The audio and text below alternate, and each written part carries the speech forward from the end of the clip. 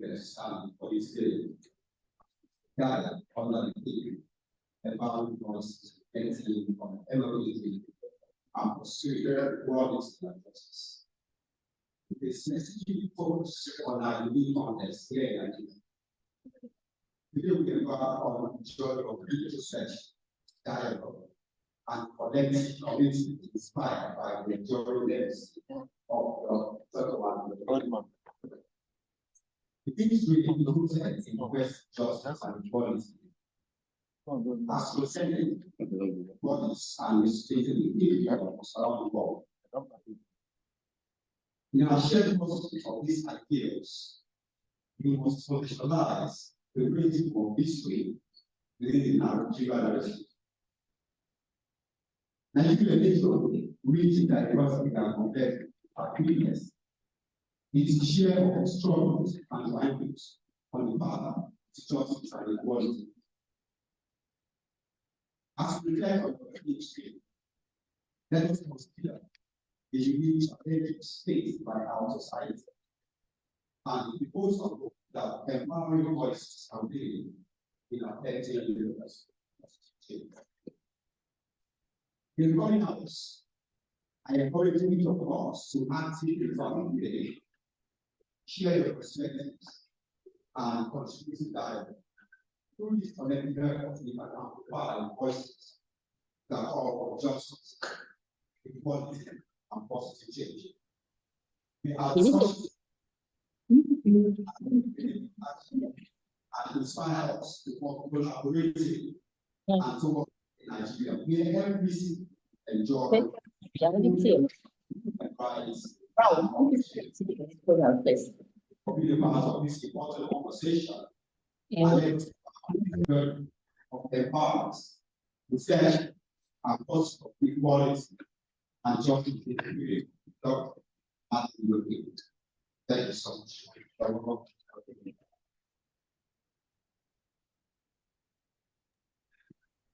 I think we need to do something about the speaker there. We're not hearing very, very well. The mic, move it closer to this the stage there. Yeah.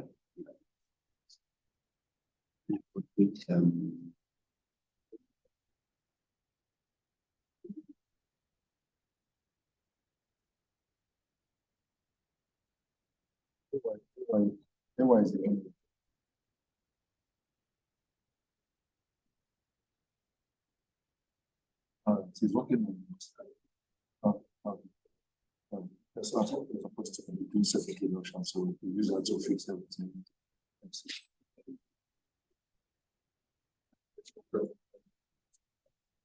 But it's definitely reduction of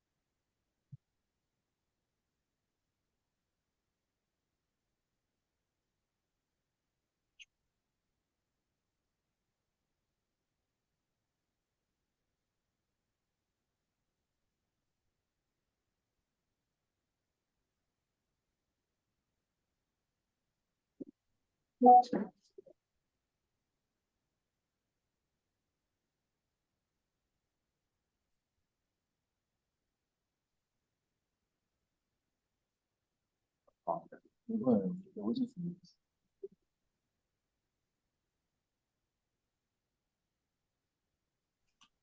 Well, what I do, I'm going to ask you.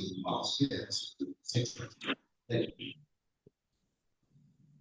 Thank you. Good morning, everyone. I welcome you to today's event. My name is Kola Bahaya. You can call me the fiction coach. And of course, I love the Martin Luther King quote that says, "Darkness cannot drive out darkness."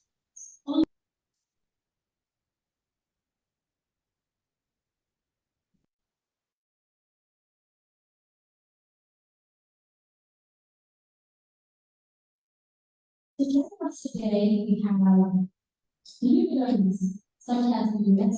States Deputy Public Affairs Officer. We also have Directorate of Civil Rights. We have Phillips from the. Let us put a hand together for them. So right now we're going to wait to have the national anthem, USA and Nigerian anthem, of course. Shall we? Yes, please.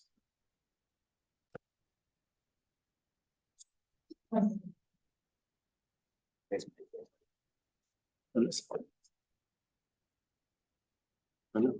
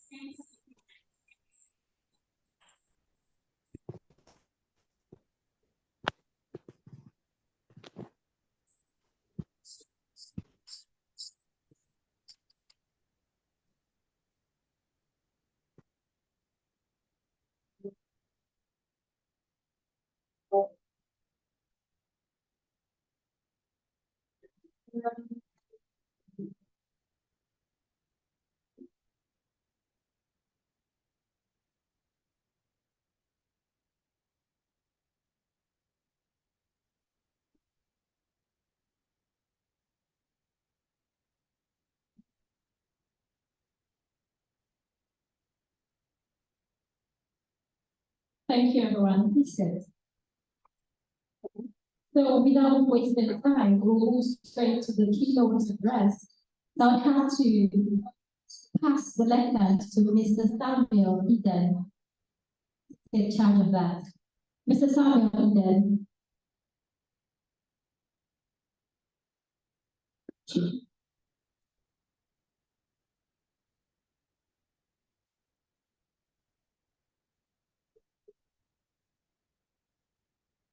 Mr. Samuel Eden, your attention to the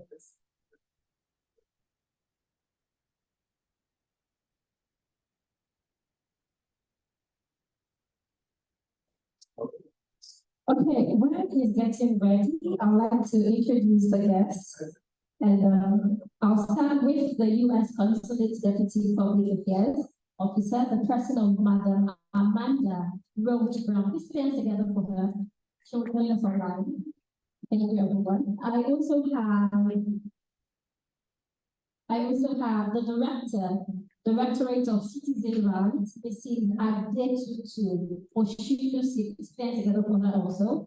I can join us online too. Then we have the panelists, and for the panelists in no particular order, I will start with Dr. Chilon.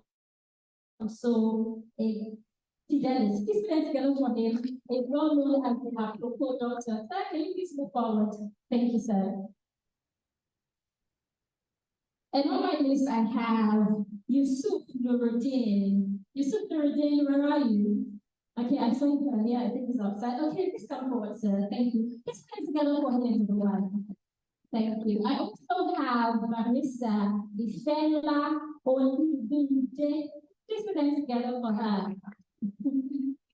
Thank you, ma'am. I also have Rahama Ferry. Please put them together for her. She's a little bit event. Can you come forward, ma'am? Thank you. And of course, on my list, I have Mr. Godwin Harry. Mr. Godwin Harry, please move forward. Please get up and do. Okay, you will join us when he's on the call. Okay, so I think we're ready now to listen to Mr. Samuel Eden as he introduced the keynote speakers.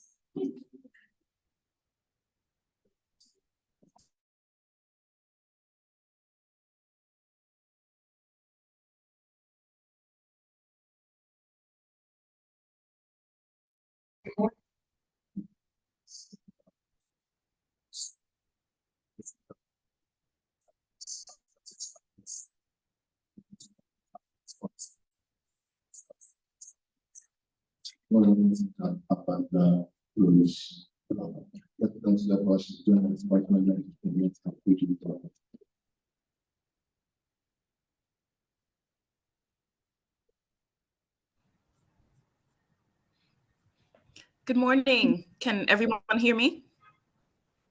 Very clearly, we can hear you. Great, thank you. So yes, as my colleague mentioned, my name is Amanda Roach Brown, and I'm the Deputy Public Affairs Officer at the U.S. Consulates General in Lagos. First, I want to say good morning, of course, and just welcome everybody for joining us today as we commemorate the birthday of Dr. Martin Luther King Jr. and delve into the theme of today's event, which is empowering voices, reflecting on MLK's dream and the pursuit of equality and justice.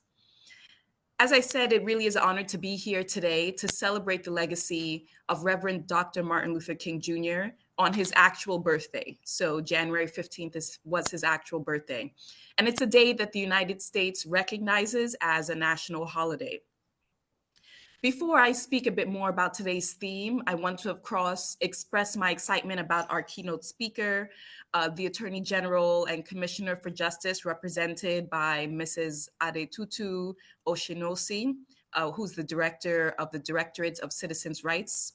And I also want to say welcome and thank you to our other panelists who will be sharing their wisdom and insights, and I'm sure enriching our discussions on really what we mean when we talk about equality and justice and carrying forward the spirit of Dr. King's dream. First, I want to take a moment to reflect on the significance of why we're celebrating today. Dr. King holds a pivotal place in American history, and not just American history, but he's known around the world.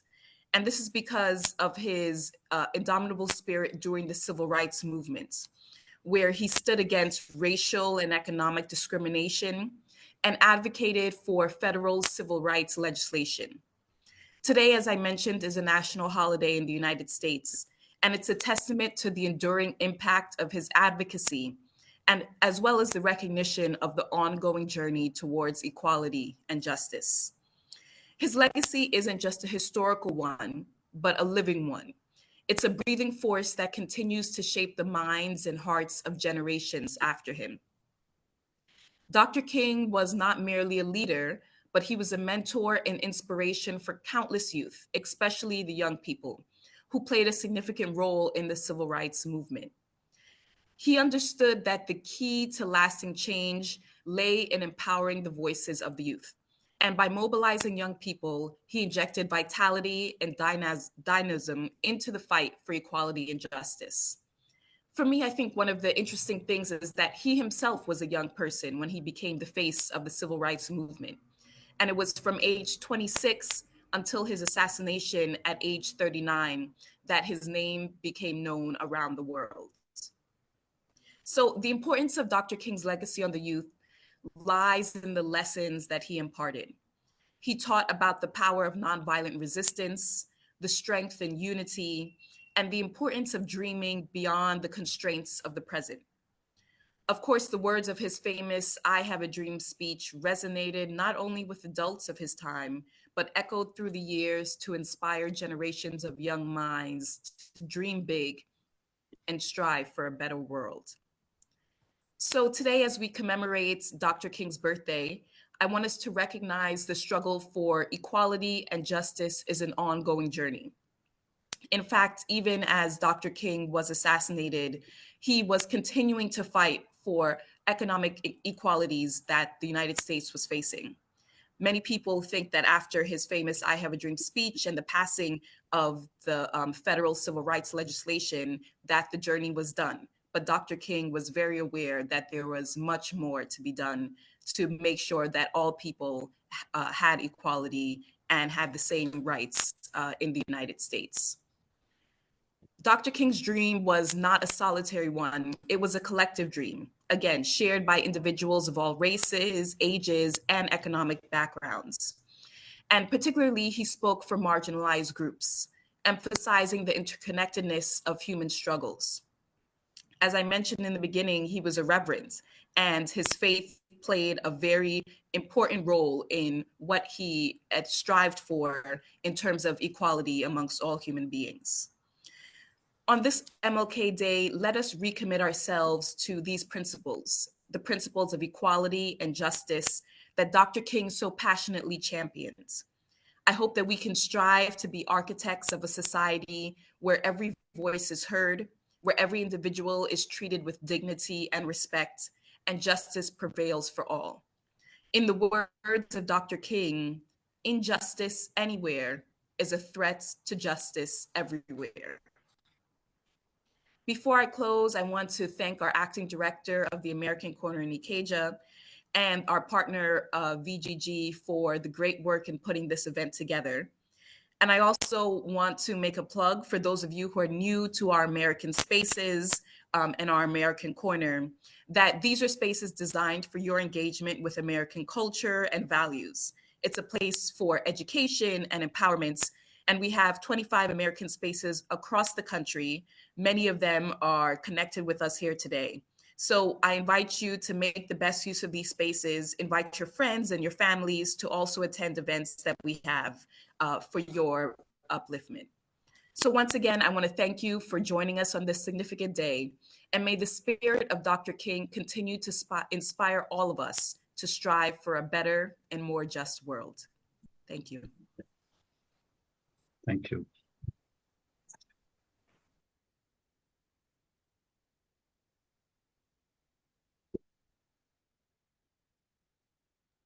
Thank you. Thank you, everyone, for that. Okay, next on the agenda. Thank you, everyone, for that. Wow. So next on the agenda, we have a short video documentary that shares testimonials from associate friends of the man we're going to celebrate today. And it's a quite long documentary, but we have to watch a bit of it, about 15 minutes. So please, we'll get to that on the screen soon.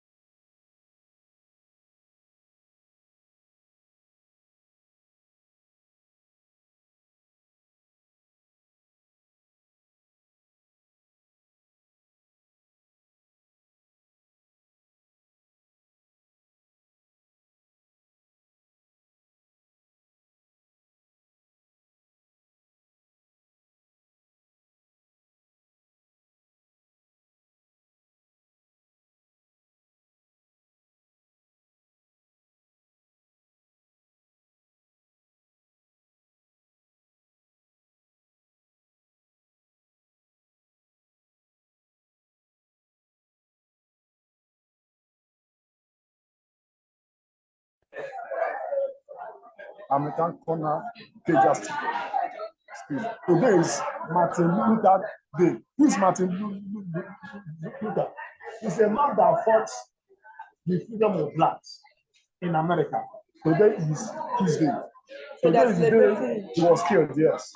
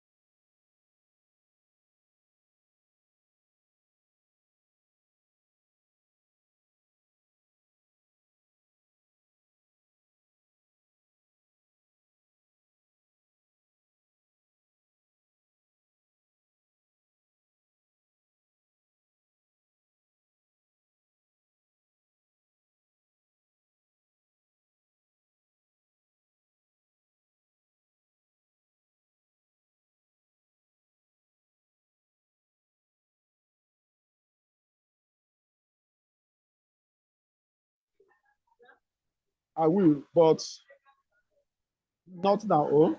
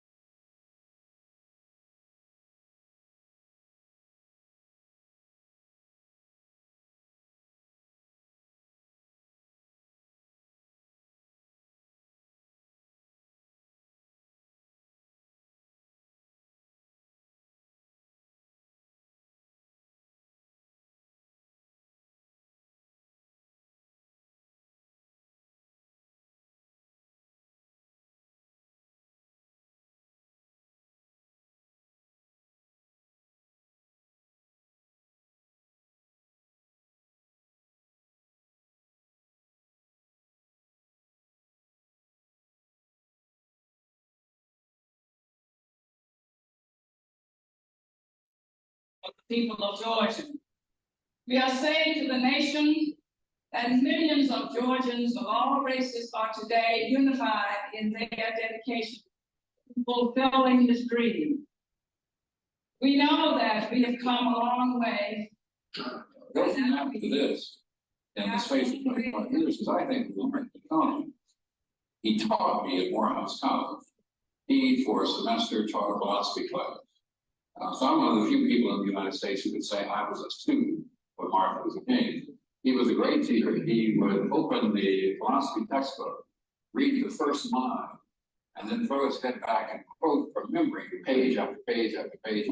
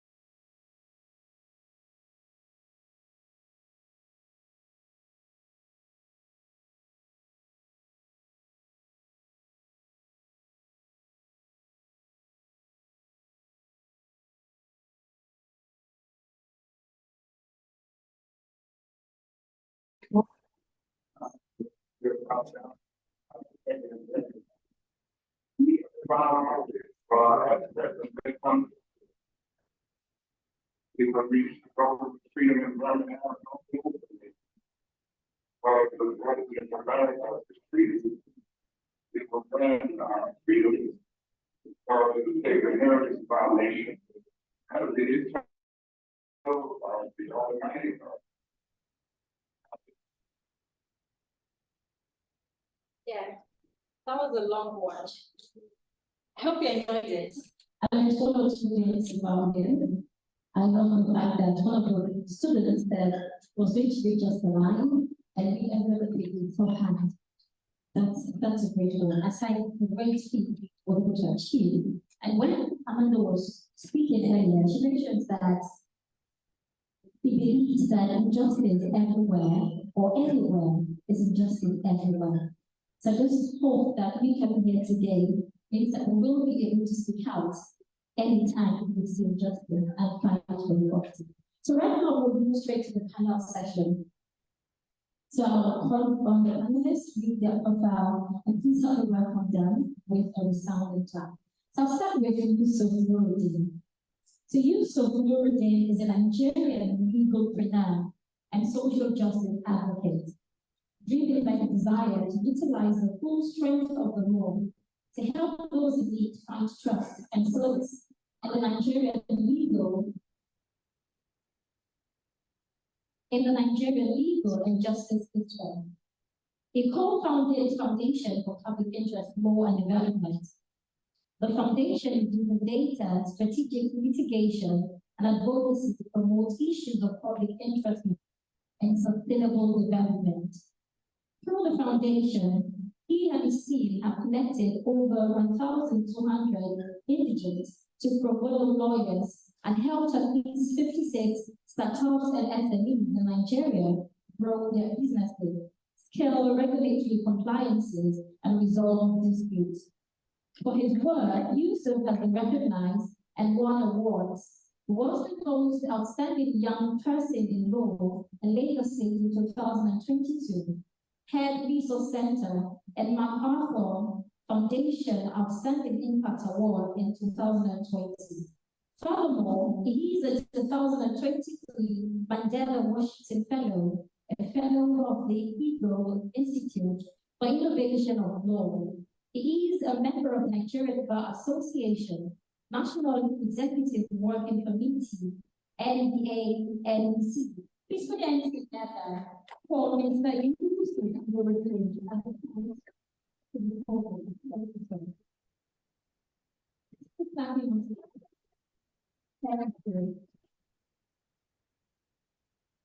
The next on my list is Barrister Ifela Olivide.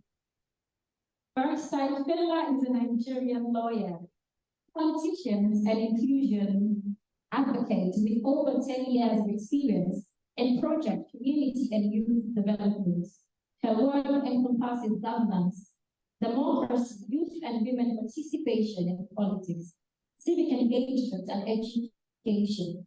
As a principal partner of ARC and Rainbow Development Foundation, she advocates for an inclusive and democratic society. Additionally, she founded Mind and Ink Consult, a firm specializing in organization restructuring and policy development. Her commitment is further reflected in the police project P1KP, Project 1000 Police, aimed at restructuring the police.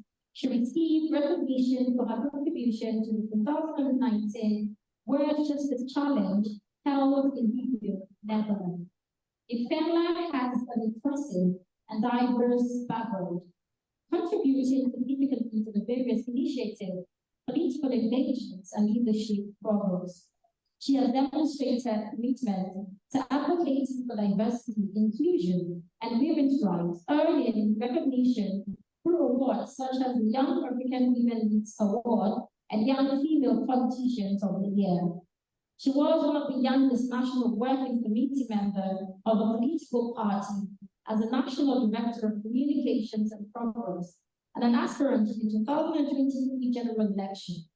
She was the first and only female Nigerian selected for the 2023 MLK Global Leadership Program, and one of the 700 African young leaders selected for the 2023 Mandela Washington Fellowship to study public management at Cornell University. Please should deserve a resounding of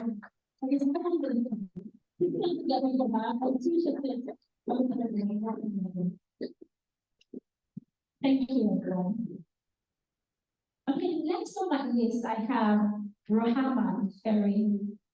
Rohama is an award-winning community peace builder, youth and gender equality activist, and PCBE expert with a commitment to advocate for the inclusion of youth and women and peace building, democratic and governance processes in Africa with over 5 years experience.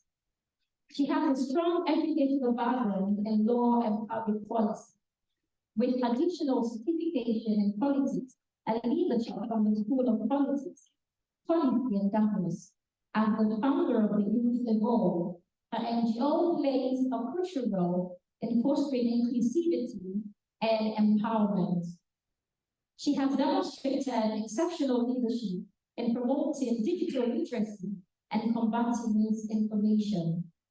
Her team's success, the Code for African Hackathon, with the development of the Truly website, reflects our commitment to empowering youth against disinformation during democratic processes. Additionally, and advocacy through sexual rights of others has brought about positive behavioral changes in over 3,000 young people in Nigeria. Recognition from organizations like Galaxy for Peace and Yali highlights a significant contribution to peace building and youth development. Her impactful work has gained attention from both local and international media outlets, showing their influence in the field. Please put your hands together. Confidently for the next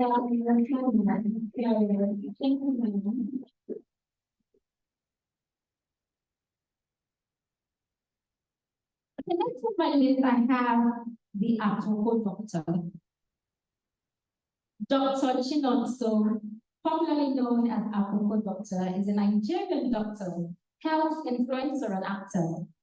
He is the founder of Healthy Brands and 100K Club, a non-profit organization. Since childhood, Apropos Doctor nursed the dream of becoming a medical doctor. He began his medical career in 2016 as a resident doctor in Imo State University Teaching Hospital. A year after, he moved back to Lagos with the hopes of securing better job opportunities. In 2017, he started sharing health nuggets and wellness tips on social media under the brand name Apropos Doctor. He is best known for breaking down medical situations using humor and storytelling. In 2020, he founded the 100K Club, a non-profit organization that gives support to Nigerians who need health assistance. He is a 3-time winner of the Trend Up Awards and a 2-time winner of the Pulse Influencer Awards.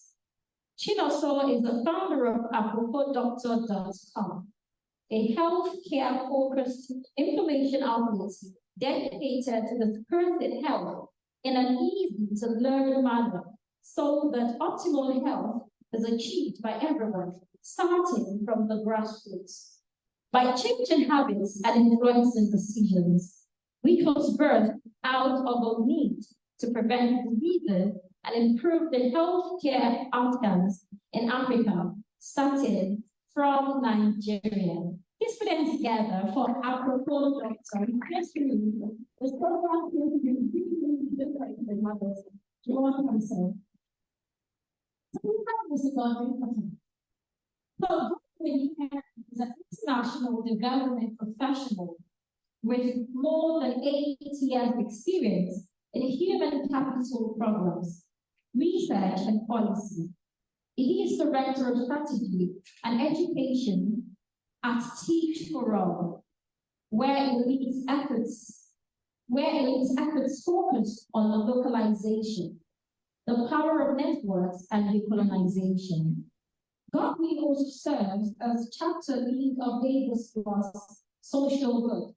There, he leads the team to design and implement initiatives that contextualize the global goals and amplify progress towards the goals.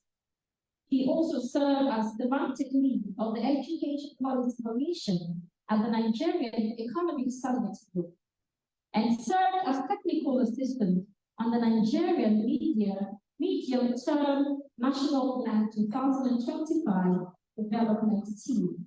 He is an alumnus of the Mandela Washington Fellowship, British Council Future Leader Connect Program, and the NESG Bridge Fellowship.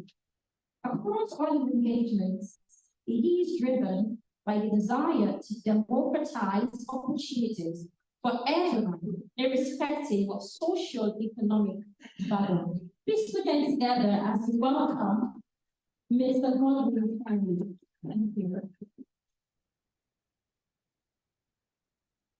So I welcome you all, and we look forward to enjoying the session.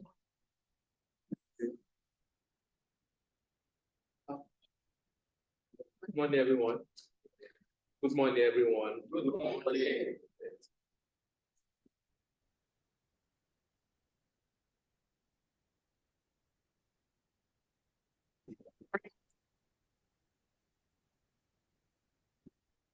You're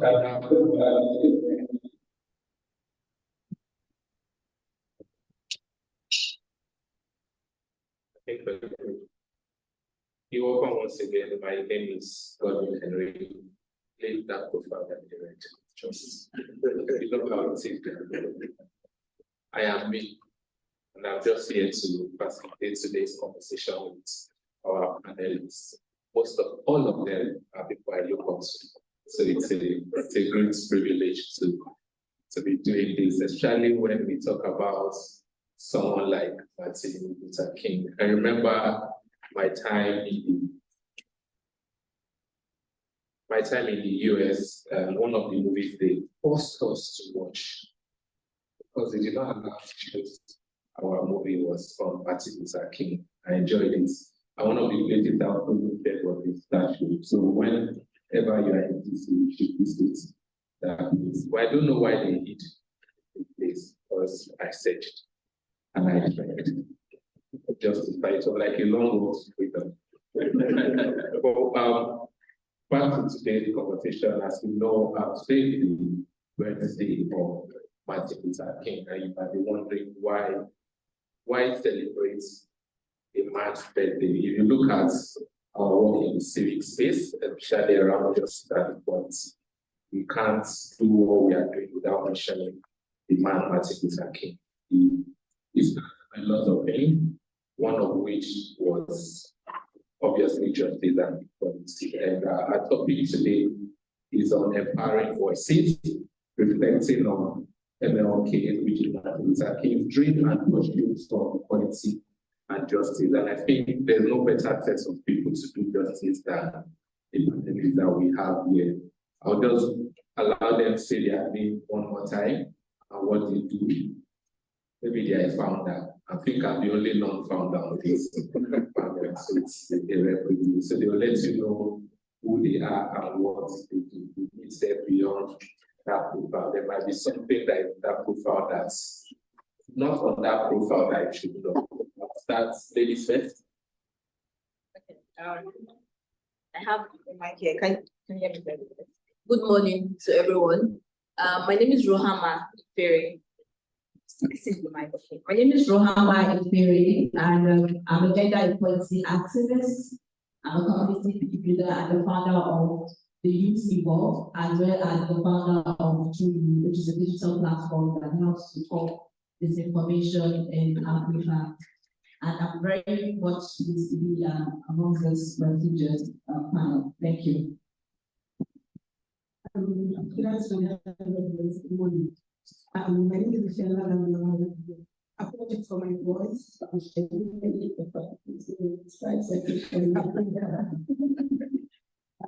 I'm a lawyer, I'm a teacher, and I'm teaching of kids. I'm the founder of the Development Foundation. In simple terms, we are the middle ground to men and youth who run for office and political parties and major political stakeholders. I think this might be so. Let me return Henry uses just a microphone. Yes, it's working. My name is Yusuf Demilano. I'm a lawyer, and what I do principally is to make sure that everybody has a access to talk. Thank you very much.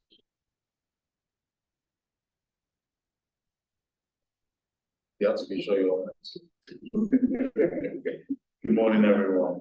My name is Chalon Sagemba. I'm a medical doctor that basically tells stories. Thanks for clapping for there. Thank you, everyone. Thanks to kick us off. I'll start with Barrister, because obviously it's looking like Martin Luther King. And you know, it's a pleasure having you, just like everyone joined us. And you know, we think around today's theme, around empowering voices, we see that it goes hand in hand with our legal system. And for this,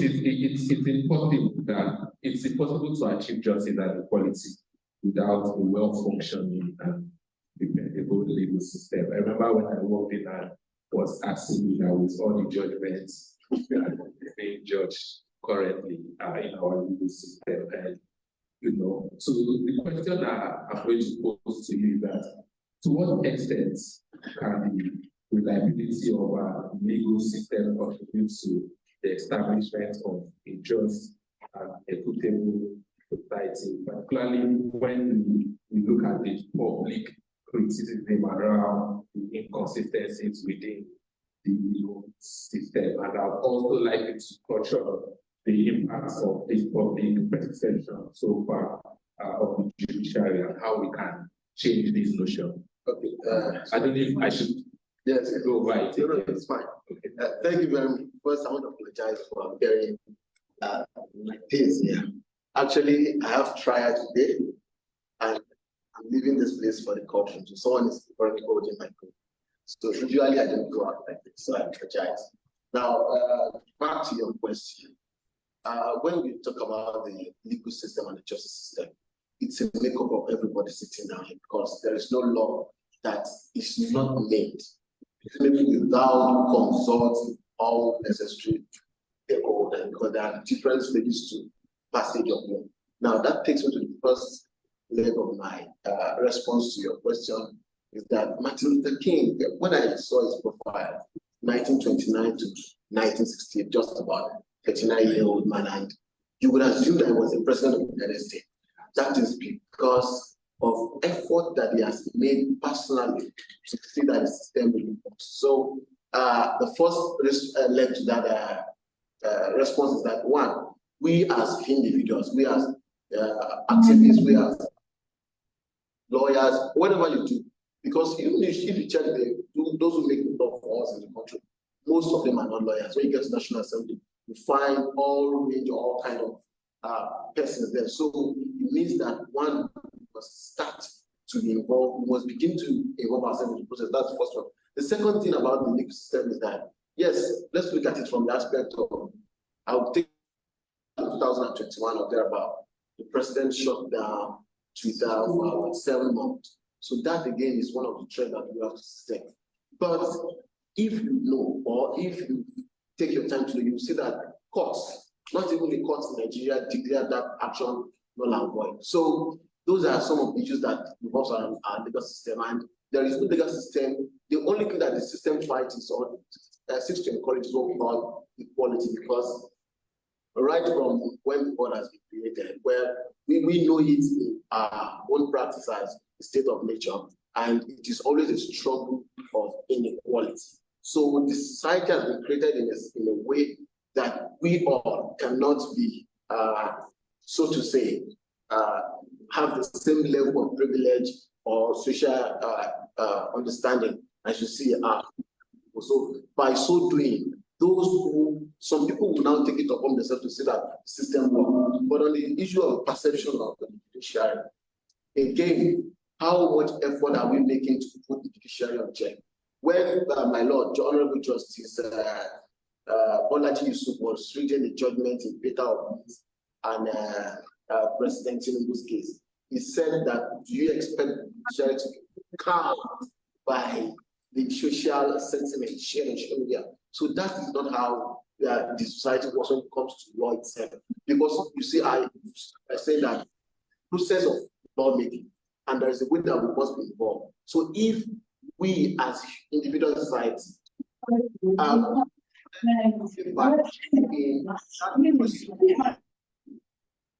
of lawmaking, then we will not have the law that we have is the law that the judiciary will interpret as it is, because the judiciary is not empowered by their construct to make law for the society.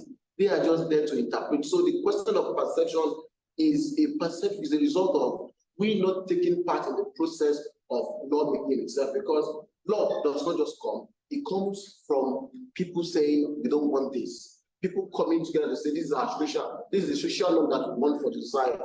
Then this comes into discussion with stakeholders, that comes into policy. Then when the policies cannot address the issue again, then you take it to one state for that, to lawmaking. And when it becomes a law, two things make it a law. First is it makes provision for enjoyment. Then it makes another provision for a sanction in the case that any other person goes out of its way. Now, take for instance now, in our own free will. If you desire to leave this place and someone stops you from going out, then that person is infringed on your right to movement. So that is where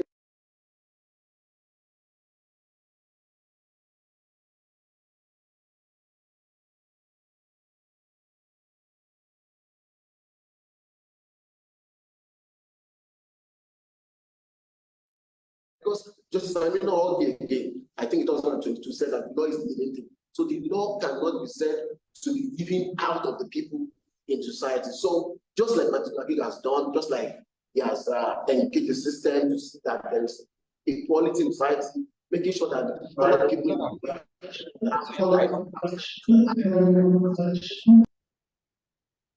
I think we all, as human beings, should be Martin Luther King in our own society. And if we start with that, there's two things in his message. There is a message of hope, and he took actions. So if we believe that what we have is a justice system that is devoid of conflicting decisions, then we must take effort, we must make effort, we must take steps to make sure that we must. And just like Martin Luther King, I believe that we're going to have this justice system in Nigeria that would be, to the real sense, the last of a common man.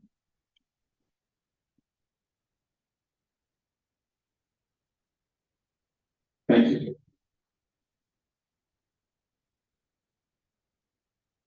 Thank you very much. I think I'll do without it for now. Okay, go ahead. Hello. Okay, that's actually, go ahead. Let's go. Go ahead. Okay. Thank you, Barrister, for that submission. You've spoken like a real attorney at law, and you said quite a couple of things. One of which was around the legal system is a composition of every one of us in this room, and something that would be like a rejoinder if I'm to ask you, let us know, put the judiciary, the Nigerian judiciary to check. It's a very important thing we should do, but if we don't know how, right? And like you shared during judgment, when I heard that statement of we can't bully the judiciary. So how do we create that that check and balance between trying to put the judiciary to check, right, and not bullying them, right? I think that is something we should really look at. And I also like what you said around what Martin Luther did around hope and action. I'll take the hope part. Because when the action part led him to, I'm not ready to go there. I would just like you to briefly touch on how you can put the judiciary to check. Now, the judiciary itself, they are human beings. They used to make mistakes. But there are systems that has been created by our laws that you can put these people in check. And if you say it, if you look at it generally, maybe I should say that we do not need to go to social media to put in check. What we need to do is to go through the mechanism by the law. And again, I'll go back to saying that we should all take part in the law-making process to see that the judiciary does not give us or does not interpret to us the law that was made for them. So again, there are mechanisms, and mechanisms come in different forms. There are reporting mechanisms to the NJC, there are reporting mechanisms to, and it spans from, as a member of the MBA NEC, what we do majorly is to see how we can put judiciary in check, and we have what we call the Bar and Bench Forum, where we look at what the judiciary is doing and what are the perspectives for the lawyer. But again, the judiciary will tell us that you are giving us the law and we're interpreting. So it goes back to our social help as a people. Let us make the law. You can put the judiciary in check by making sure that the law is created to say X, Y, Z must happen at every point in time. You know, there was an application made during the year of the presidential before the PSC, is that the process should be held live. It is not part of our law, but because there was so much pressure on the judiciary to be transparent, they did make it live, but without showing the faces of the judges. So these are some of the things that we do to make sure that we have active citizen participation in the process. That is how we can put the judiciary. Thank you very much, Esther. I think the good thing is I can make it up. Of course. And of course.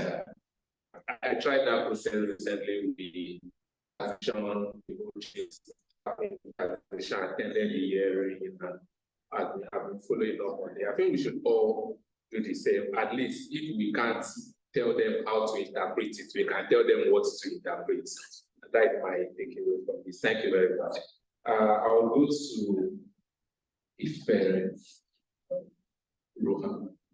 Okay, thank you. The beauty of this panel is that everyone here have different specialties, right, which would enrich the conversation. And looking at the work that you do, particularly around information sharing, and we know how the whole, right, how crucial information is in social equality and justice. And with your experience in this space, what are some of the notable ways this information is fueling a lack of process as we look to build on the work of MLK when it comes to equality and justice in Nigeria? What are the specific ways people can contribute to curbing misinformation? Okay, then I get to you one question and I'll try to make it brief. So I'm going to first of all start by giving my own definition of disinformation. And disinformation is a deliberate distortion of facts and truth to cause bias. And to further answer your question, I served in the 2019 general election as an election observer with the Center for Democracy and Development. And then there was one thing I noticed here was that young people were not well represented in the elections, both at the electorates and voters were going to be voting for. And that gave me a cause for concern because I could see the inequality that exists here. Young people constitute more than 60% of the population in Nigeria and Africa, and we are seeing them not duly represented even at the electoral processes. And so I decided to take that step because, like we already know, Mr. King, it's not just about identifying problems, not just about identifying justice and inequality, because they do exist. There's this in education, there's inequality, there's in the health sector, in the legal sector, in gender, in education. And I took up that step to actually create a platform whereby young people's voices can be well represented. And it also boils down to the fact that most young people are not active in civic engagement because they do not have the right information. Again, let's go back to 2023 general elections. You can see the rate of fake news that was manifestly seen all over our social media platforms. And what fake news can actually cause is that it can lead to electoral violence. We saw that happen. We saw ethnic bigotry where people are actually seeing a particular tribe as the people behind the issues in Nigeria. And then, of course, you can see the hate speech also manifestly spreading all over. And this is where we also talk about the idea of coming up with a democratic and a digital platform that will help to curb misinformation and disinformation. Yeah, what we primarily work on is not just giving young people that access to resources whereby they can know what fake news is, what fake news is not, but also enabling them to fact check in good time this news that you're seeing, if this is actually a very valid news or if this is a fake news. And so to answer the other part of the question where you say, how can disinformation be curbed? Young people need to understand that we are all influencers, especially with social media as our beck and call. So you don't have to be, you don't have to have a particular type to actually influence the news that you see on social media. So what we need to do is to make sure that young people are armed with the right education and resources on media literacy. Because when you can tell that this headline is misleading, when you can tell that the person behind this news or the proponent of this news is actually misleading and being deliberate about causing a kind of violence or hate speech, then you can begin to ask yourself important questions before you quickly share. So there's something, I'm a member of the Alliance of Young African Leaders Initiative, but there's one of our courses there that says stop, reflect, and verify. So the first thing to do always is stop, then you reflect on the news because you ask yourself important questions. Who sent this to me? What is the intention of this news? What will I gain when I share this news? Then you verify before you actually share. Once you see on our platform, you see forwarded as shared, forwarded as received. All of these things have a way of causing inequality, causing violence in our society, and eventually it also causes harm in our society. So I'll just stop here. Thank you. Thank you. Program. Yes. Thank you. I always try to get things correctly. I think it's laziness for people that don't get it correct. After all, we got Arnold Schwarzenegger. Right. Thank you, Ruhama, once again for sharing. And I'll just hold on to the last thing you said around stop and check in. And I'm just wondering, in this age where you are being paid when your post goes viral, there's no stronger motivation for me to stop and check. I want that money when my post goes viral, I would get. Right? So I'm just thinking, how do we create that balance where people would really stop and check and not be driven by, if I have 1 million views or 1 million reach, I'm not sure how it's calculated because again, how do we create that balance? Because the drive on the other side seems to be higher than the need for me to stop and check.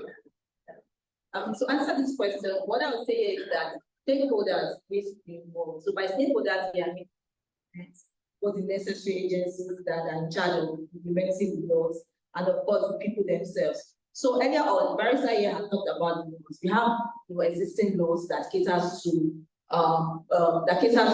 offences such as the Cybercrime Act, the Criminal Code, and I'm not sure the hate speech bill you have in the past, but I know that there was a lot of resistance to it, as well as social media bill.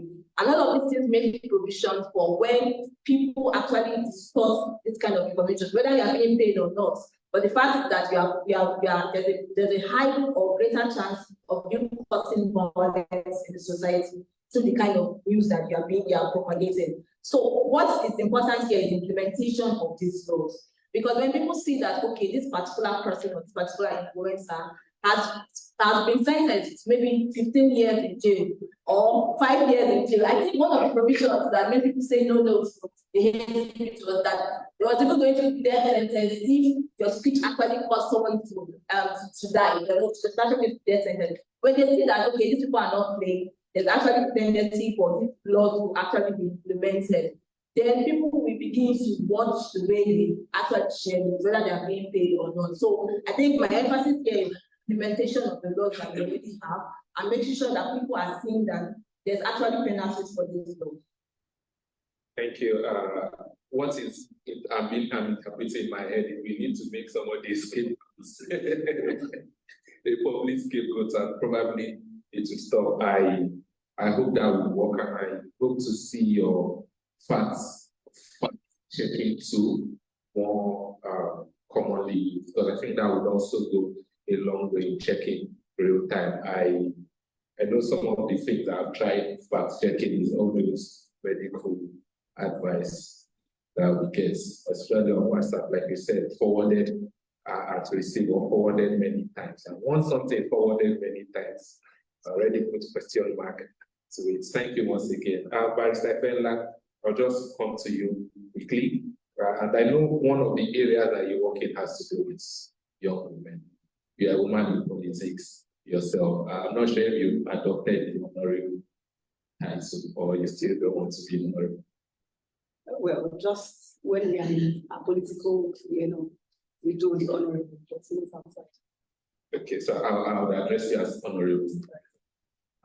And I'll just like you to touch quickly on around the topic of equality and women in politics, and I'd like you to comment on how we are performing when it comes to empowering the voices of young women in politics, using your personal. I know you have quite a rich experience in that. So I would say that we're not doing very well as a country. I'm going to be very, very direct and I'll be giving statistics. If we should go as far as 2019, not 2019, as a matter of fact, 1999, between 1999 and today, we only have about 157 women who have been elected into whatever political position, as opposed to having close to 2,557 men between 1999 and 2024. Now, we've had 2015 election, we've had 2023 election, we've had several kind of elections in the last, several elections in the last 3 elections. But between that time and where we are right now, 2015 happened to be the 8th National Assembly session, so to speak. And between that time, we had about 7 women who were elected as senators, as opposed to 22 women were elected as House of Representative members. In the 9th Assembly, which was 2019, we had about 8 women elected in senatorial, office or position, as opposed to about 13 women were elected in the House of Representatives. Now, coming down to 2020, last year, we had 3 women who were elected as senators. Now, if I have a pie chart or something to draw, you see that the graph is able to see and then backwards. Last year, we had a team representing Abuja. We had Olumoti representing Lagos West and a lady representing Lagos West for something, just 2 women, as opposed to having 17 women who were elected for the House of Representatives for last year. So looking at that, again, like I said, we're not making any. You might look at Steve, but the women are still being elected and still being represented. The truth of the matter is, we're not making much moves, so to speak. As somebody who has run for office, I ran for the position of House of Assembly in my constituency, for 21, which is Ogun State. And for me, having that opportunity to run for office was a big opportunity for me. To start with, I was appointed in 2020 to be the National Director of Communications and Programs of the political party. And as at that time, it was a big thing for me. As a matter of fact, funny enough, I actually had some other people asking me to take part of some leadership in Abuja, in APC. And at that time, we all know how PDP and APC can be. And I said, even if I want to really get into politics, I don't think I want to start my political career in either of those parties. And when the opportunity to serve on that agency came up, I said, okay, you know what? This party looks like a place that I want to, as a Nigerian youth, as a Nigerian woman, I want to start my political career. But looking at 3 years after that journey, and this is me being objective, and this is me being very, very critical, I would say that the movement for women, or the opportunity for women to grow in politics, is as discouraging as anything. The reason being that, for one, we talk about affirmative action. Affirmative action is a measure that you strategically or intentionally put in place to make sure that women, youth, with disability have certain opportunities. Now, take for instance, every average political party, they have their own rules in their constitution that says that, okay, if you want to elect, let's say, a local government chairman, how many delegates would vote for such a person? And in a local government, for instance, or a state election, for instance, people say that the woman leader, the state chairman, the deputy state chairman, the woman leader, the youth leader, and certain local government chairmen and certain board chairmen are the ones that will vote during state congress. That's affirmative action. But we argue have something like that when it comes to women. And anything that has to do with women in politics is only women leader. It's very, very rare for you to see women, and because I'm starting from political background, it's very, very rare for you to see women wanting to go for position for local government chairman, board chairman, even national chairman. It's very, very rare. Why? Because Their own affirmative action is, let's just put that position for remain there. Now, my brother was saying something about judiciary and the people that lead us. Now, I mean, we are all educated here. Who statutorily is supposed to lead us? The National Assembly. How does the National Assembly, how do they get their power? How do they get this position? The people, exactly. So it's the National Assembly, from the Senate to the House of Representatives, down to the State House of Assembly. We are the ones that vote for them. We are the ones that vote them in. So if we are voting wrong people into offices, we can't expect them to come out or make good or reasonable laws. If they do not make good or responsible laws, we cannot expect the judiciary to be able to do anything. Because there's something in the law. You can't give what you don't have. And the court is not for that person. They cannot give you what you've not pleaded for or what you've not asked for. So it's a vicious circle that keeps on going round and round. And this is where I'm going to end it. I believe that if we want to have an increase, we want to have that particular action in seeing lots of women who are running for office. It starts from the family circle. I remember when I told my mother that I wanted to join politics, my mom was like, if you want the law that we're going to do accounts, where I was going to read. The law said you practice for maybe 3 or 4 years, after that, he said it's NGO. Now it is politics. Why do you want to be a politician? It is bad.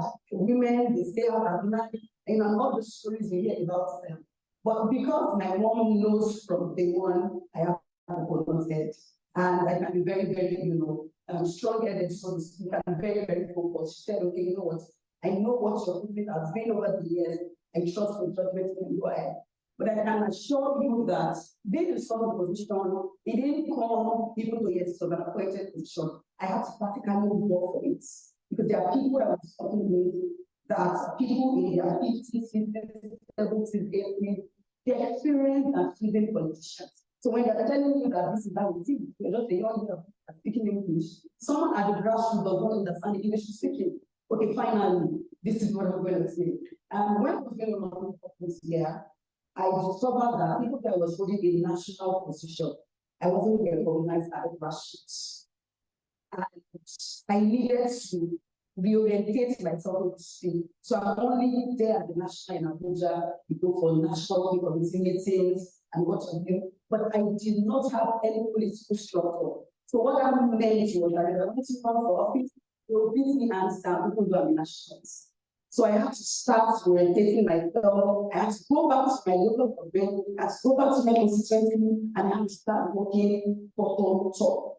Because I discovered that every time we went to meetings, they would give me class, oh, national assembly, politics. But when they came to decision making, they did not recognize me.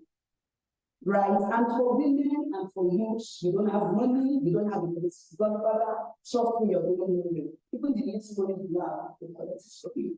So I know there are lots of things I'm showing out of us, but number one, just to make sure that at least, there are lots of, right now we have 18, 19 political parties that were registered with INEC last election. I know between now and 2027, more political parties. Please make sure you get involved. That's very, very, very, very necessary. Because I'm not just for women, I'm talking for women and for youth. We cannot keep Nigeria from outside. It has to be built from inside. And because I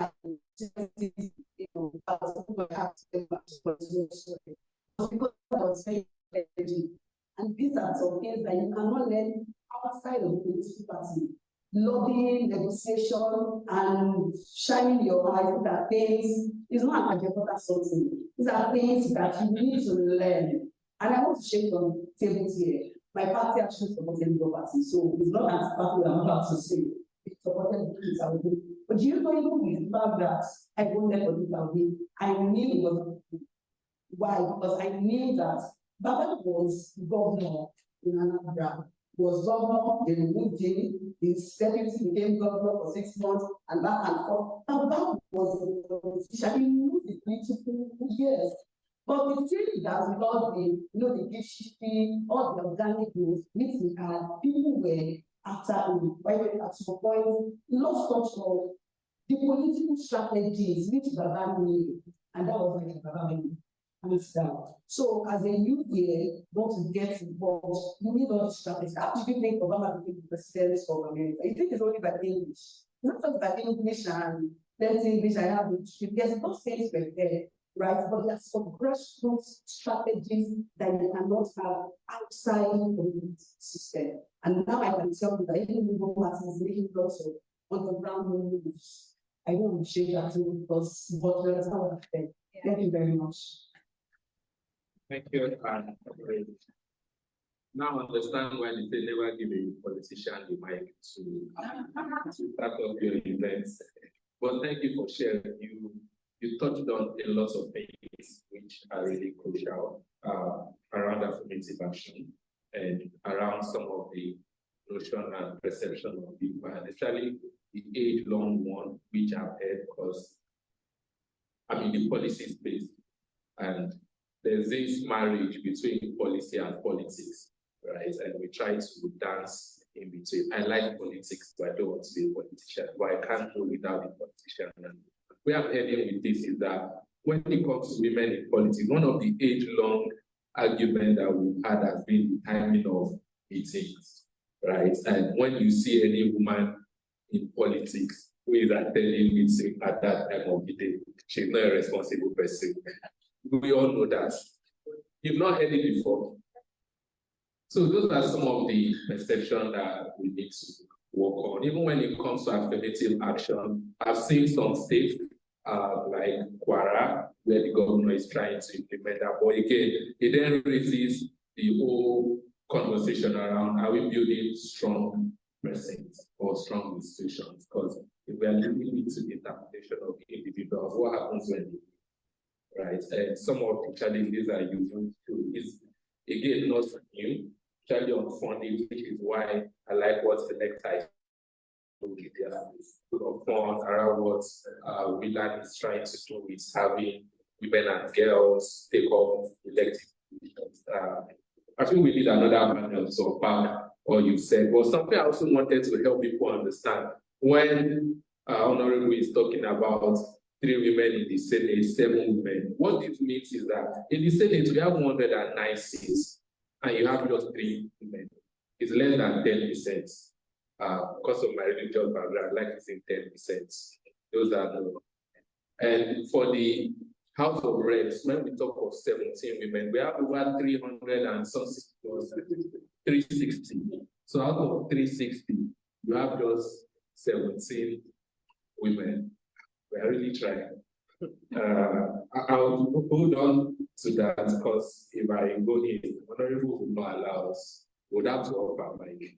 I'll go to our doctor who has been patiently waiting, and thank you for waiting patiently. And I know you want to share. And I'm not going to take you out of your part, which is health, because as we're talking about Martin Luther equality, but I want us to focus on empowering voices. And I like what you do, which is empower people online. Like, I'm proud to say I'm one of those that have not taken carbonated drinks in 3 years. I drink only water. Partly thanks to your chest. Whenever I have that mood to want to take it, I'll just be like, good doctor is looking at me. Yeah, but thank you for what you do around health care space. And truth is, we can only have this conversation because we are healthy, right? Martin Luther could do the things he did because he was healthy. I remember one of the times when he was not too strong, his wife had to send him to stay because now who will they get power to fight? And where I'm heading with this is when it comes to healthcare in Nigeria, there are a lot of challenges. I know if you want to go into it, we need a whole day as well to unpack it. But I would just like you to touch on answer today, 2024. What are those major challenges that is impeding against access to healthcare service for Nigerians. Because if Nigerians are not healthy, we will not have equality, we will not have justice. I will not focus on judiciary. I will not focus on women. I will not focus on misinformation will be the last thing on my mind. So it starts with health. But I'd like to know what are those things that as of today is stopping access to healthcare for Nigerians. Well, thank you very much for that question. I will try to keep it as short as possible. Like you mentioned, we'll probably need like 4 panels from what's wrong with the Nigerian healthcare system. And I'm sure that everybody sitting here, as at one time or the other, depending on the Nigerian healthcare system, probably failed you and you don't. Exactly. We're already preaching. So one of the best challenges, right, is on the patient side, there is no information at all. And why I say there's no information at all is because we're sitting here and it looks like we're sitting, right? We are on a certain educational level. So we have access to a certain education, and with that comes information. But even with that level of information, you would realize that not many people are health literates, right? Because I've seen no shade to the baristas in this, but I've seen people who are learned, quote unquote, say certain things about health. You're wondering, you really do biology, but then you realize that it's not their own faults. It's also the fault that they are not also taught medically. And when we say taught medically, it's also the responsibility of the healthcare practitioners in that society to teach people. But let's face it, how many times have you gone to a public hospital and the doctor has spent more than 30 minutes with you? It's almost impossible. And it's at no. It is because that doctor, when I was putting in suit, I used to see roughly 60 to 70 patients a day. So I want you to divide that by 8 hours. It will give you an idea of how many patients I see per hour. It will give you an idea of how much time I have to spend with one patient. So most times we're just churning off people. And I hope you also know that the last patient at the end of the day gets the worst care from that doctor. And then you also have doctors who are earning very little and who need 1 or 2 to balance themselves, and that requires probably working in another hospital. These things happen. And so you have one particular doctor who's working in 3 hospitals at the same time. I did that when I was in clinical practice. So I want you to also realize the level of care my patients receive. Right? So you have a lot of patient information, because most times when we think healthcare, we just think ambulance and ICU. That is like one of the main levels of healthcare. One of the first levels of healthcare is health prevention and health promotion. And that's health information. And that's why I'm so dedicated to what I'm doing. Because if you realize in the videos that I make, I try not to use medical jargon. I speak plain English. And it caused a lot of problems in the beginning, because a lot of people were looking at me who were also in the learning community, and they were wondering, is this guy really a doctor? Why is he sounding like this? This noble profession is being downgraded. But I knew what I was trying to do. I was trying to educate the average Nigerian who doesn't have a doctor who don't speak that, who probably doesn't have a doctor from his family. Like I said, we probably need like 5 panels, but let me try and brush it. And then when you now come to the healthcare infrastructure, that's a part of the government. We don't have enough. And then when we eventually budget some money towards healthcare, we do white elephant projects. How many times have you heard in the news every time this governor, this president is launching a state-of-the-art hospital? How many times have you seen this? Every year. And it's most likely 1 3-story building or 1 4-story building, beautiful hospital. That's the average person in the community has access to. Because when we talk about healthcare budgets, there's primary healthcare centers. And when you go to the primary healthcare centers, that is where the majority of the health supposed to be taking care of. But then because the primary healthcare centers are not even functional in the first place, people now move towards the secondary and tertiary healthcare centers. The secondary and tertiary healthcare centers are now overburdened. How many times have you heard that there's no best place to lose? Several. One of the reasons it's happening is because we're not being burdened by the cases that we're taking care of by the primary healthcare centers. So people don't go to the primary healthcare centers, so the primary healthcare centers are not even shaped. Okay, we say we're removing the primary healthcare centers. How many people of quote unquote political records? Sorry. How many people with political records can actually go and take their families to the primary healthcare centers? So you can see that even when we're budgeting towards healthcare, our budgeting is huge. Let's go to remuneration of doctors. Nigeria has the first doctor-to-patient ratio in the world. Why? When the honest doctors are jumping, and there's nothing you can do in place except putting a wall around Nigeria to stop them. If we don't have enough compensation, the medical practitioners will actually sue. And when we say people are living, most people say doctors are living, but nurses are living more numbers than the doctors. They will probably prescribe me as sick because it looks like they're trying to solve them. They're living in massive growth. And if we do not have the manpower that is able to actually man the healthcare centers, one people get to the hospital and it's small doctor than trying to take care of it.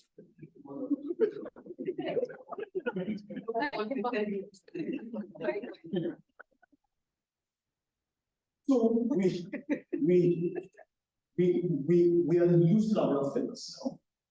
There's no healthcare infrastructure. The patients are not informed properly. And then one of the last things I was saw is no political. Yes. In WHO's ranking, 190 countries, Nigeria is at the bottom 190. And this is basically ramped up how our population health is. We don't have enough. And so we keep saying, yes, healthcare is supposed to be one of the primary healthcare, healthcare is supposed to be one of the focuses of every country. But then you look at our spending habits, and it's looking like we're not going in that direction at all. Let me tell you about the Abuja Declaration itself. Abuja Declaration, a couple of countries came together and they said, okay, you know what? We are going to agree that we are going to budget at least 15% of our national budget for healthcare. It has never happened since then. I think the highest was about 7.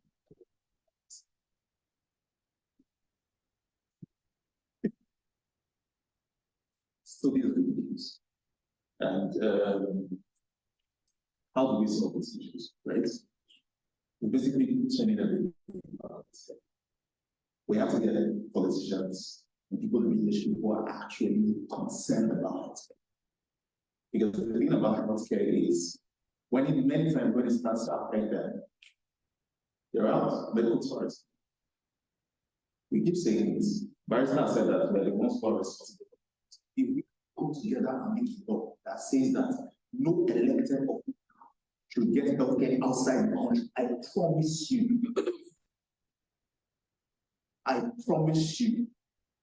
that the healthcare is coming. Now let's do this. It now begins to affect damage. So, let's just before we first start the minutes. Thank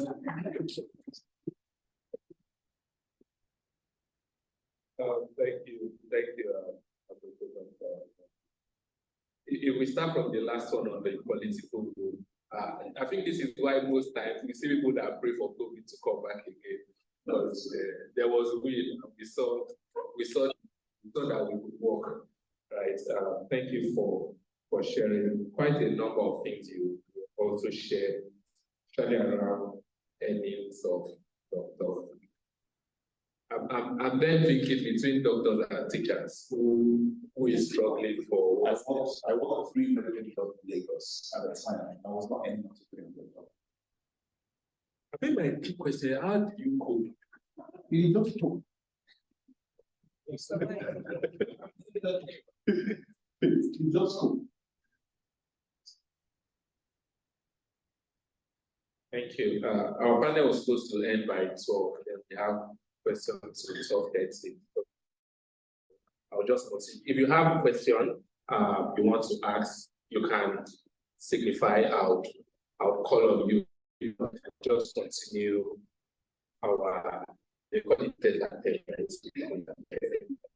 I think what you also shared, which is like a word that taking out to the around health security, because most talk about digital literacy, social literacy, but I think I've never actively thought about health literacy, and it's captured everything that you've shared around the information there and around what is happening in our primary health care system. And what you said around small doctors, I tell people, it reminds me of a day I was trying to do a research, and I went to, but I went to the health center that day. A woman came to talk about family planning. I'm not a doctor, but I know at least basics around family planning. And one day, and I was asking myself, are they not supposed to help this woman? Are they not making life more? Please don't ask me what they said, because it was, I think that was there. This was like 2018, where doctors and nurses have not left the way we are living now. I'm sure if you go to the airports now, you'll find doctors and nurses and other healthcare professionals who are living. But it's people need to do advocacy around that. There's a whole lot we need to do, and I hope we take action. Quality starts from healthcare and education. But thank you for sharing. I hope organizers will look at bringing you back for a special one-on-one with other healthcare professionals. Any question? Okay.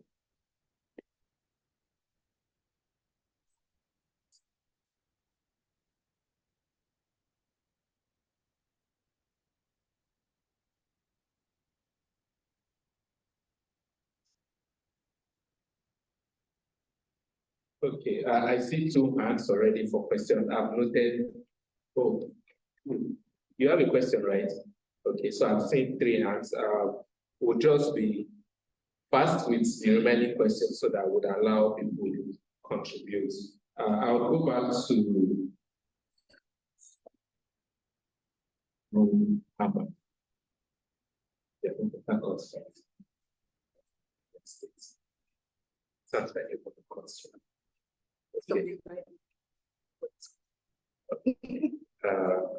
Okay, back to Ruhama. And again, I'll stick with young people. And this time I'll just like for you to touch on how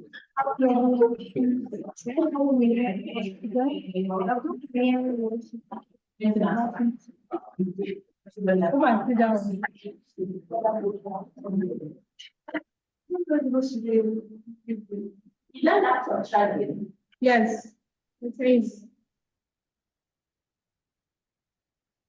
Okay, so how we can influence more young people to be part of justice and equality, especially when we look at the fact that I'll say there's slowly a breakdown of the values that hold us together. You see, what I want to focus on, I'm still young, I look young. So what we want to focus on as young people, there's a shift, there's a clear shift. So how do we bring more young people back? Let me even use the last illustration I used. Instead of chasing the money and doing all, I'm not saying it's bad for show money, but instead of chasing money and doing all, we put all and anything to get the money. We have a society where we actually have premium placed on ethics, values, and social justice.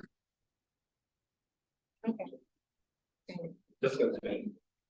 So, to answer your question on empowering voices or empowering young people, I'll just summarize it by saying you can empower young people with speed reading skills. And by speed reading skills here, generally speed reading skills are non-violent skills, such as communications, dialogue, process, peace works, and the rest. Again, let's take our mind to EndSARS. We realized that there was an issue, which was police brutality. And we could see how young people from different corners of Nigeria, from different regions, actually came together with one voice, united, making sure that they speak up against brutality, which is why we had the sort of something like speaking up against injustice, because they understood that at this point in time, this injustice that is being meted out to a particular set of young people, you know, in the year that young people that dress in a certain kind of way, are seen as young guys, they're being searched and all of that. And then people that are seen differently in some particular places are seen as particular type of people. All those stereotypes led to this injury. And there was a need to speak up because, so for instance, are you saying I should not dress fine so that I will not be seen as a young person? Are you saying that I should not walk freely and my human rights are being infringed? And this was why we see people coming out to speak up against injustice. At this point, somebody wants to say that, oh, the EndSARS didn't end well. I mean, there was people were killed and all of that. But I would like to say something here. The person that we're looking up to right now, which is Martin Luther King, is to interest you to know from my own research that particular 1963 march when that the boycott, it lasted for over 300 days. 300 days is more than how many months? I didn't do that. Almost a year. So imagine them always doing this every day without getting tired, the consistency. So when you see some people, we did our EndSARS for 2 weeks. If that weeks was for me. And then I'll say we got tired. Now I'm not asking that another EndSARS for. But what I'm trying to point out here is that when you're seeking for justice does get gotten awareness. It's something that we need to continue creating awareness about. And then, of course, empowering young people here requires us using tools such as even the social media to let people know that their voices count, to let people know that they can speak up against such injustice and that it can actually be considered by the right stakeholders. Again, you can see that many times you see people say #justice for on social media, which have become a trend. Social media actually has its advantages, and I think they are numerous compared to the misinformation and disinformation. But the major part here is knowing that as young people, we also have that right to media literacy. So when you empower yourself with information on how to fact check, the news or the headlines or whatever it is that you are sharing, then to a great extent, you can be able to call this information, which is why Truly Verify Africa, which is the platform that we're building, is aiming to empower you with access to educational and informational resources, as well as that platform where you can create campaigns against problems that we have seen, and of course, fact check to be able to reduce biases that exist in Nigeria and also in Africa. Thank you.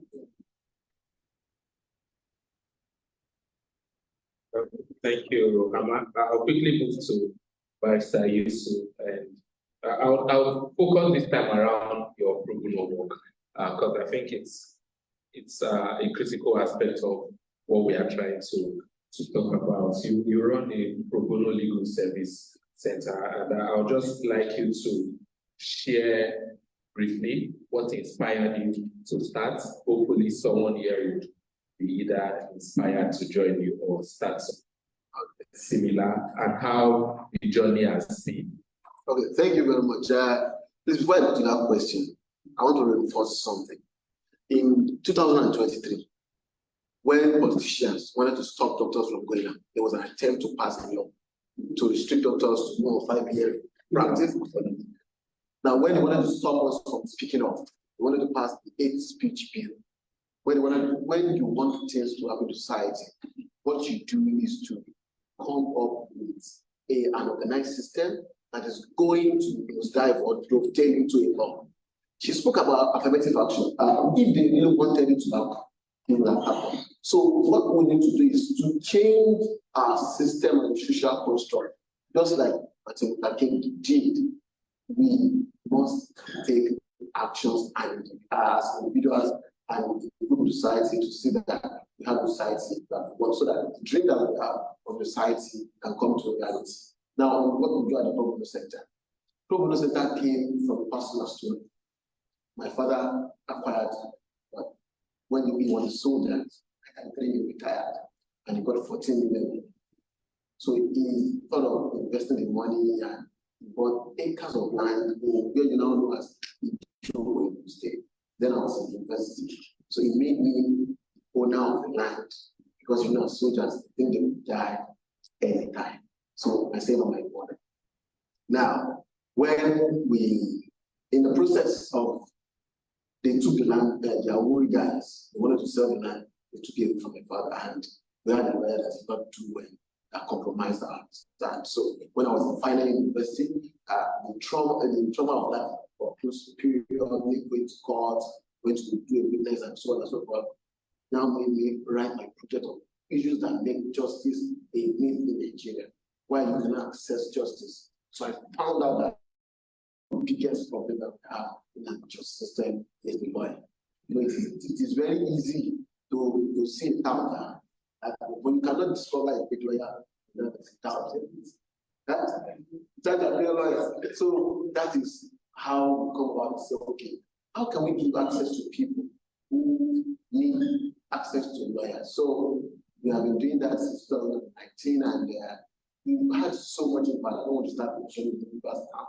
But what struck me was that just last year we called for application for volunteer lawyers, because what we do is we call lawyers, train them through a process before onboarding them for assigning cases to them. And this we have been able to achieve by best in the industry. We have senior advocates who really train lawyers on what do you need, because where there is a big gap is if you have election matters, you have to prosecute it. If you have land matters, then you sell a part of it. You have, if you have commercial matter, but the criminal justice aspect of it, you have all of the form having no access to legal services. So we started by training lawyers on what skills do you need so that you will not end up sending that person to prison. In fact, 80% of our cases are cases where the lawyers are not doing what they're supposed to do very well, and it resulted in folded the arms, or folded the arms. It forced the courts to now convict such people. Get the point now. Lawyers who do not know what they're supposed to do in court, now forcing the judge to take a decision against the man. So that is the system. Also, we first train them. After training, then we now assign cases and monitor. Unlike you now thinking that you are a master of this, we used to have a team of at least 3 lawyers working on a particular case. So in the case that A is not doing well, we can raise the alarm, then we now come in, and we don't say it like the client. It is we want the client. We are giving the opportunity to represent the client. At any point in time, we can check the client from. Because you know, as humans too, when things are subject to discussion too much, then there is this tendency to abuse that. So that is what we do to check and balance. And the testimony has been there. The lawyers are happy that they have the opportunity to first learn. Imagine people like Opara, SAN, teaching you how to do criminal defense. He's one of the voracious and best lawyers in the defense. And let me say this again: you don't see the best. Don't go to them and say lawyers. Only all of them is arguably the best lawyer in the country. And I can give you track record. Got Tinubu his money, got Abba Yusuf his money, he got the help of the internet. Because the way our work is, you need more time. And you don't see a lawyer on the road and think it's a lawyer. First is go to his office. The so to say repository of the lawyer, you look at the library. What are the resources that he has access to? And now we are now in justice sector. Some lawyers can afford to pay for law. It is 140,000 per year. when you get 23 cases on decisions of the court. I have seen a situation where I've gotten people out because I cited the current position and to force my lord to rise from the court and go and check if it is correct. Or call fellow brothers before they can come back to the position. So that is what we do for them. Then on part of the indigent, part of the we make sure that we also democratize that thing of having access to a lawyer. We can't, people do abuses relationship between lawyer and clients. So we find a way to regulate that relationship. Now, on the whole, we now begin to focus, because we're talking about inequality, we're now beginning to focus on people. Do you know that there are so many women in violent marriages and they do not have the money to go to court and sue their husband before a divorce? Some of them see marriage as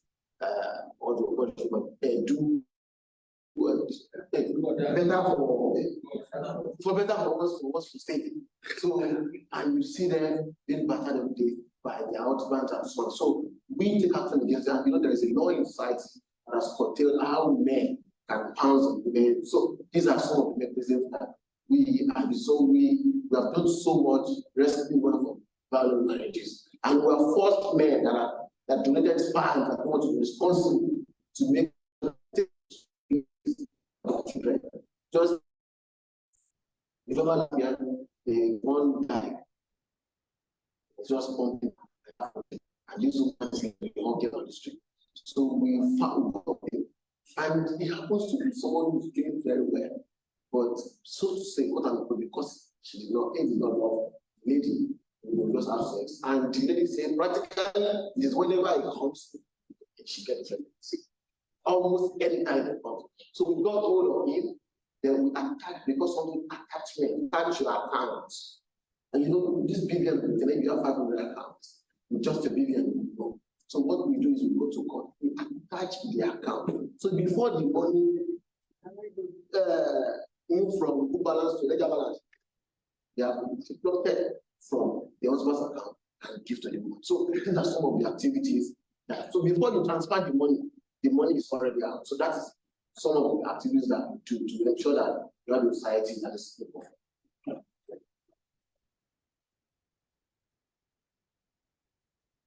Thank you, Barrister. You just brought me put the inputs. I'll try to put up a take piece one of these days. You don't see the best lawyers on the internet. As someone who loves TV series, one of the TV series is legal TV series. The best lawyers can do that. Sorry? Can the best lawyers do that? Basically on the internet. Well, but Barrister will let us know. But I think two things that just came to mind was with your center, you talked about the lawyers, like which you don't need me that are not lawyers. Of course we do. There might be people interested. Okay, this is what we do. The lawyer goes content is just one aspect of the process. We do case collection. We are moving towards how you can get us with USSD. We will have our website where you can come and lodge your complaint. So a group of people will process it before we bring it to the management team, before we do an assignment. And before we do the assignment, we go to court, conduct searches. We need social media, but because our hands cannot do so much of that, we need to record our cases. Just today, we'll be having a press conference on a woman whose husband died and Boko Haram and the soldiers ate his money. So we have written so many letters to army authorities, nothing is being done about it. So on the issue of armed forces stay in Nigeria. So this is some of the issues that we need that back. But and if anybody wishes or wants to volunteer, we're open. We want everybody's the second part is around I'm only hearing about women violence. If I want to access your service and I don't fall into any of those categories, can I? Of course. Okay, let me give you a context. If you go to Kiri Criminal Courts, where people who are tried and convicted, they call them CC. 80% of those people there are people who were accused of committing defilement or sexual offenses, and in the real sense, all these things are not okay. So it is a dependence of society that even if you want to bring the government down, just have a try to say that it's them. So we are responsible to them. We are responsible. If you are a man, you have the tendencies to raise money to get a lawyer, because first thing that we do is we screen you for your ability to understand. We look at we have a question, now we ask how would you hear, what did you do, and so on and so forth. And you go to depose that everything that you have told us is true, because we may hold you in contempt for perjury, or lying to us, or allowing us to put so much money in line because so these are some. So if you are that are lawfully dismissed, people who are lawfully dismissed. I have a case with an accountant who worked for the company for about 8 years, and he left. He was just served by word of mouth. A child accountant, FCA, and this man, we call something unhealthy legal practices. He was not promoted for about 6 years for a lot of reasons. So what he was thinking was to legal, but he keep some money. So if he had to spend this on account to show to us before we took up his case. Now we have filed, we are begging. His pension and so we are responsible to them too. But we must screen you for your ability not to be able to afford that service. That is clause. Thank you, Barrister. So I know we have, if you have anyone you can refer to Barrister's organization, you can do that. That was my aim of trying to get him to share more on that. If you have questions, write it. I'll come to you briefly. Honorable, I know we've been talking about women and, women in politics and women generally. Another aspect of the work has to do with people with disabilities, right? I'll lump both together now, and I'll just want to hear from you the way forward. You have started sharing on that, but before sharing on the way forward, I'd also like you to share some wins. I'm sure it's not all that bad. At least there's 1 or 2 wins that we can celebrate. So I'd like you to share on wins we are currently seeing, and also we can touch on the way forward. Yeah, I think regarding the wins, I would mention I believe it was recently that the issue of fake drugs, Pepsi to Pepsi, and several products in Nigeria, people, companies, and brands, fake products. And I remember I stumbled on a particular someone who posted a picture of the late Dora Queen, saying that when she was in office, every brand and every company that was implementing fake products, she backed and the rest of Dora Queen. Why? Because she held her office with accountability, responsibility, and integrity. So if we're talking about women in position, someone like that comes to mind. Another person that comes to mind is Conjuela. She's done wonderfully well, not just in Nigeria and even now, not even Africa, but the world trade itself, right? I will mention Aisha because as much as she's not the woman in the position, so to speak, but we know the kind of the front she held during the October 2020 ENSA movement, and moving forward, the fact that she was always right there, choking people in position, choking their throats, and always shining lights and shining seeming questions that ordinary citizens might not be able to ask. I mention every other Nigerian right. As a matter of fact, we were supposed to have a woman who won the gubernatorial election last year in the Adamawa or something. Adamawa, but it's exactly. But some issues are going, and we are where we are right now. The only woman again that would have been the first, in fact, the only record of having a first governor we had was in 2006. in Anambra State. That was when Peter Obi, when it was impeached and then his deputy became. But between that time and now, we only get to hear about deputy governors.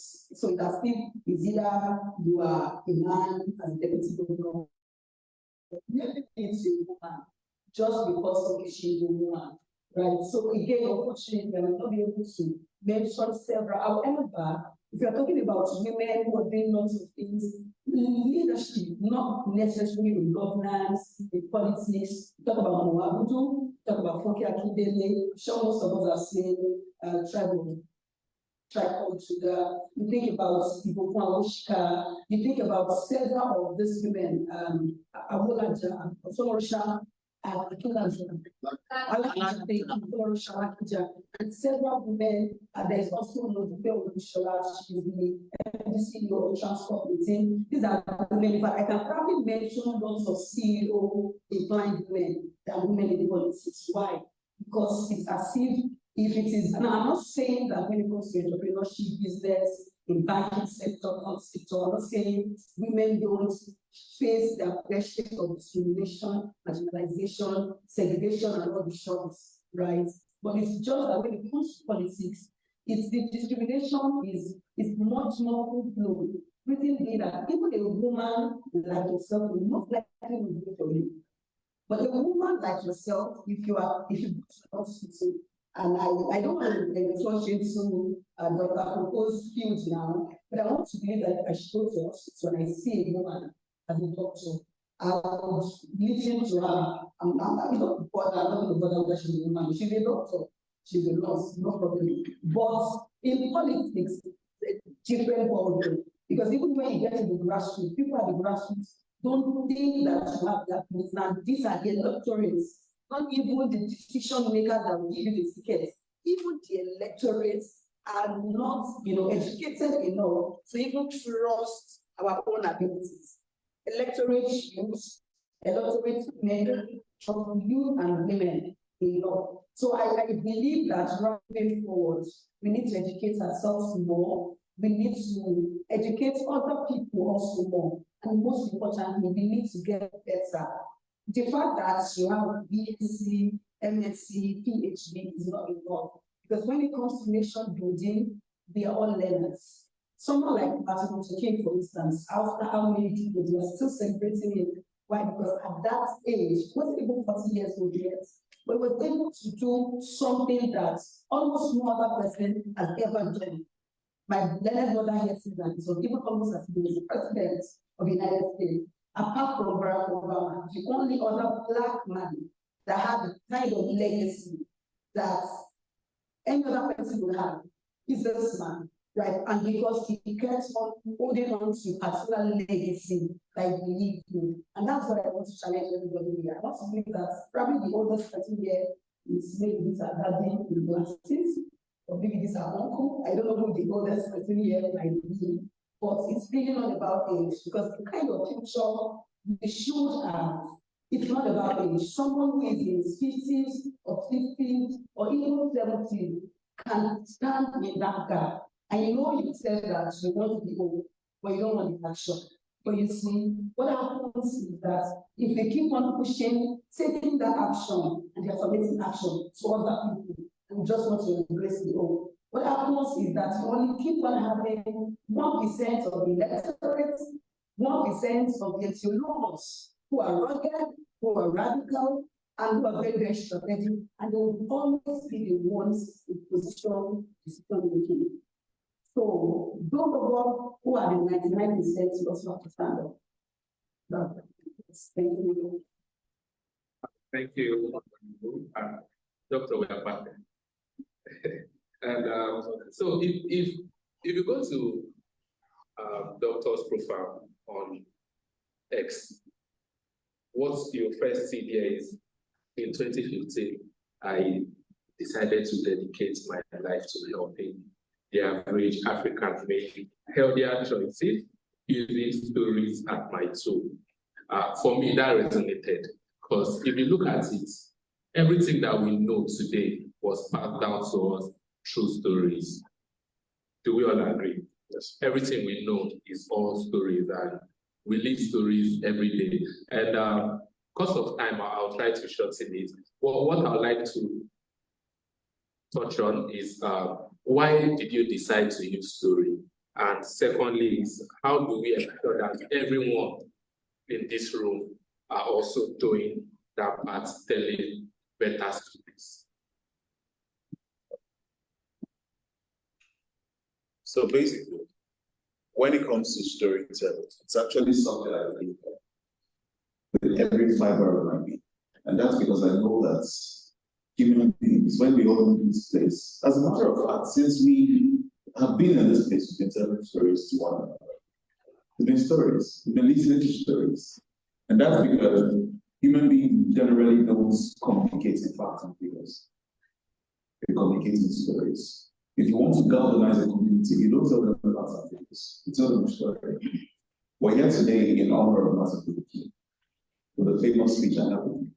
I have a dream is basically a story. The story about the future.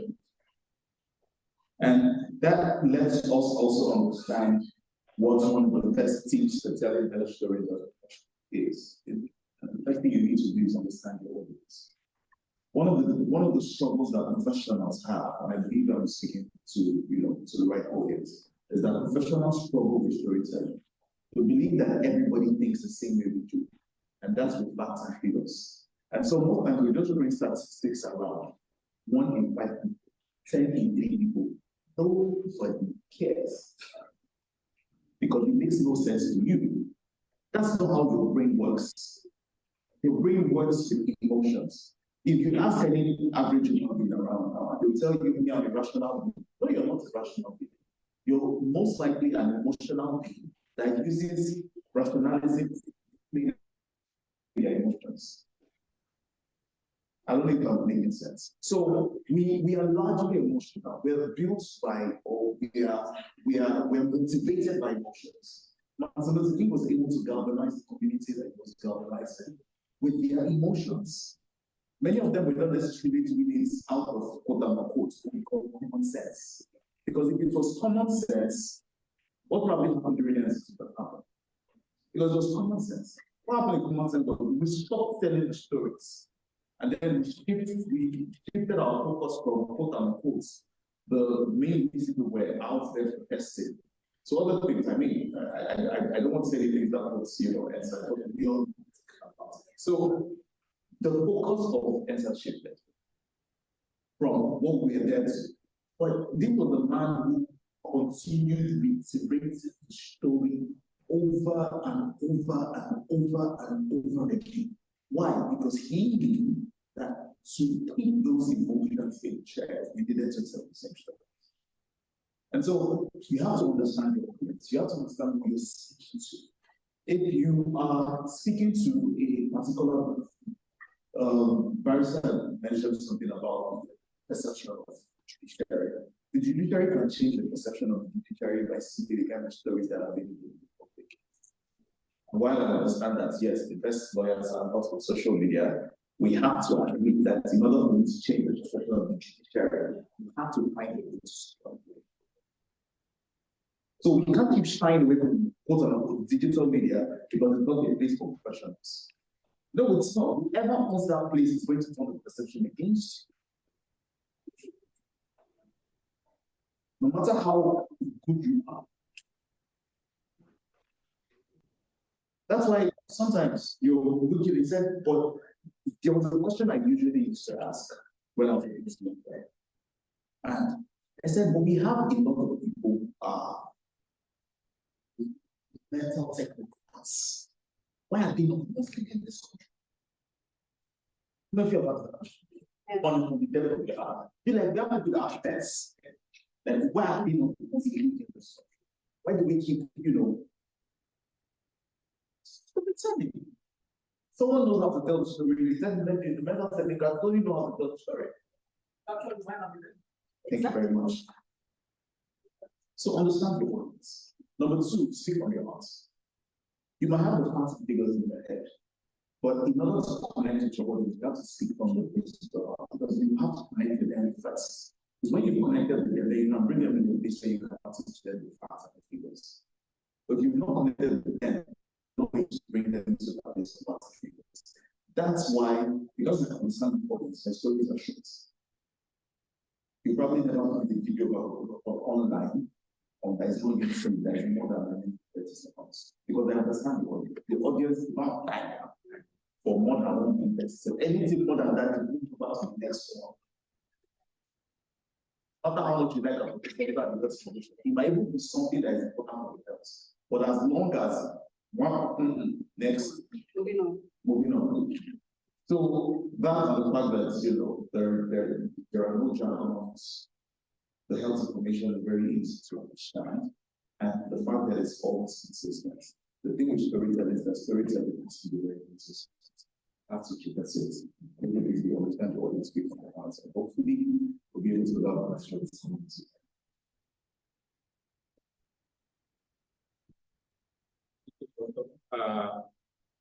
Let's quickly go into the question. I'm not sure if our online audience have questions. We can take the question. Thank you again.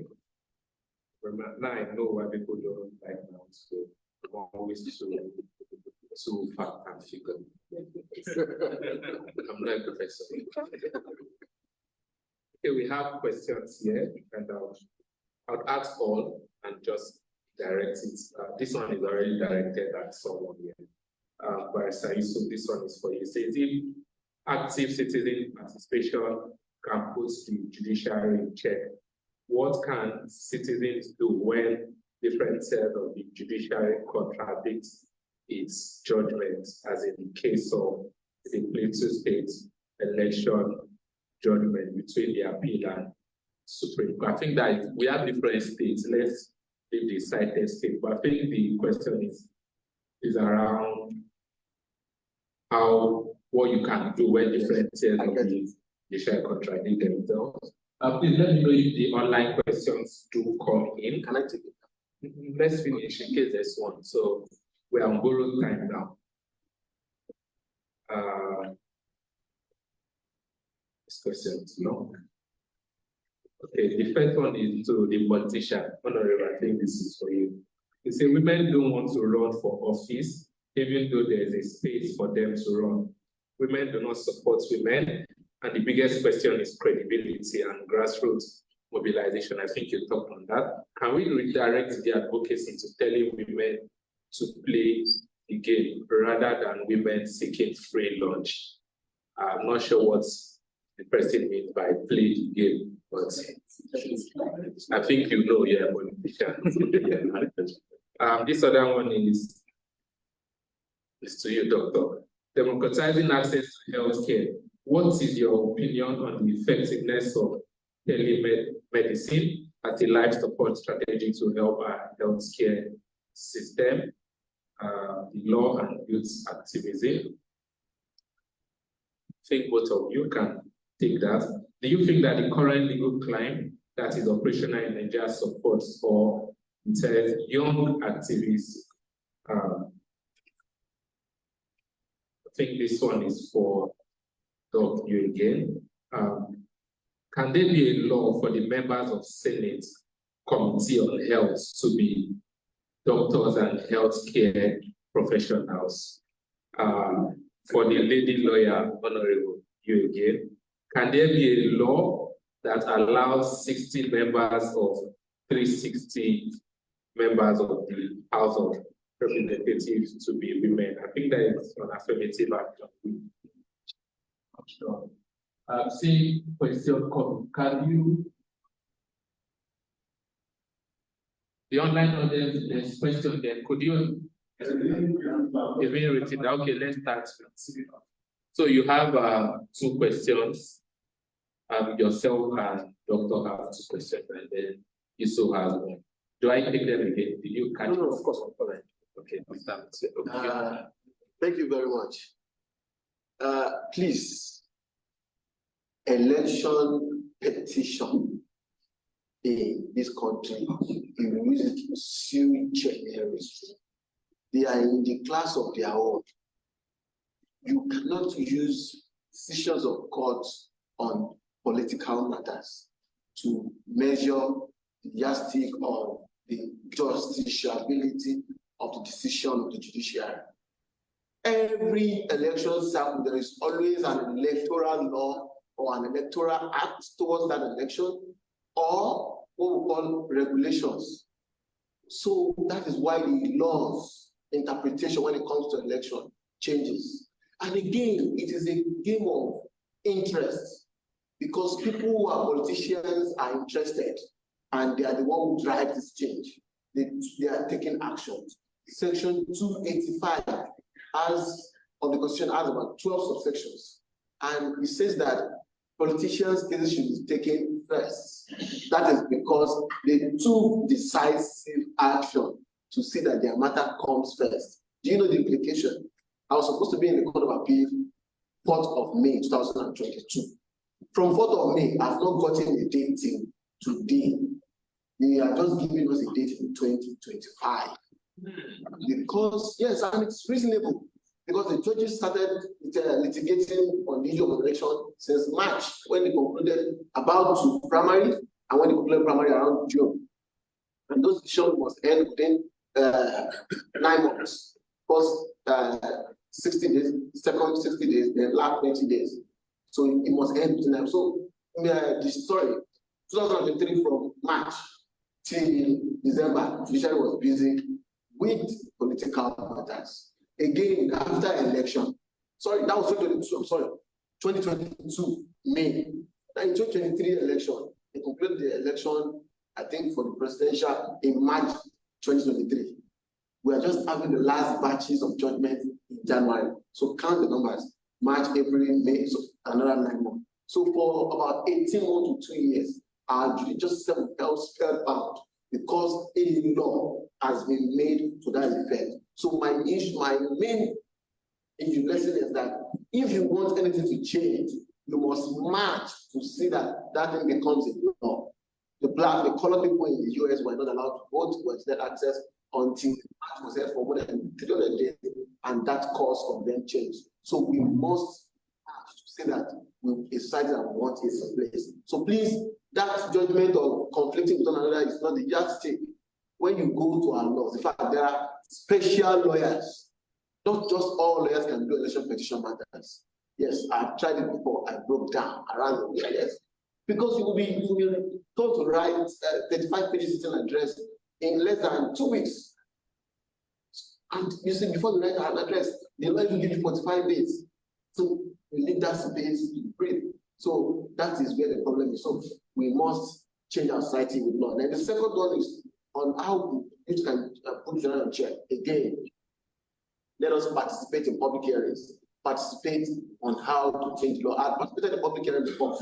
Lagos House of Assembly, they wanted to pass a particular law on animal rights. I stood up, I was not recognized for some time, and I forced my way out of the audience and moved to the front and stated my position.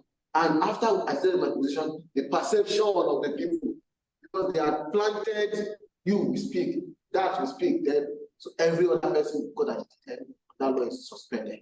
So that is how much action that you can take.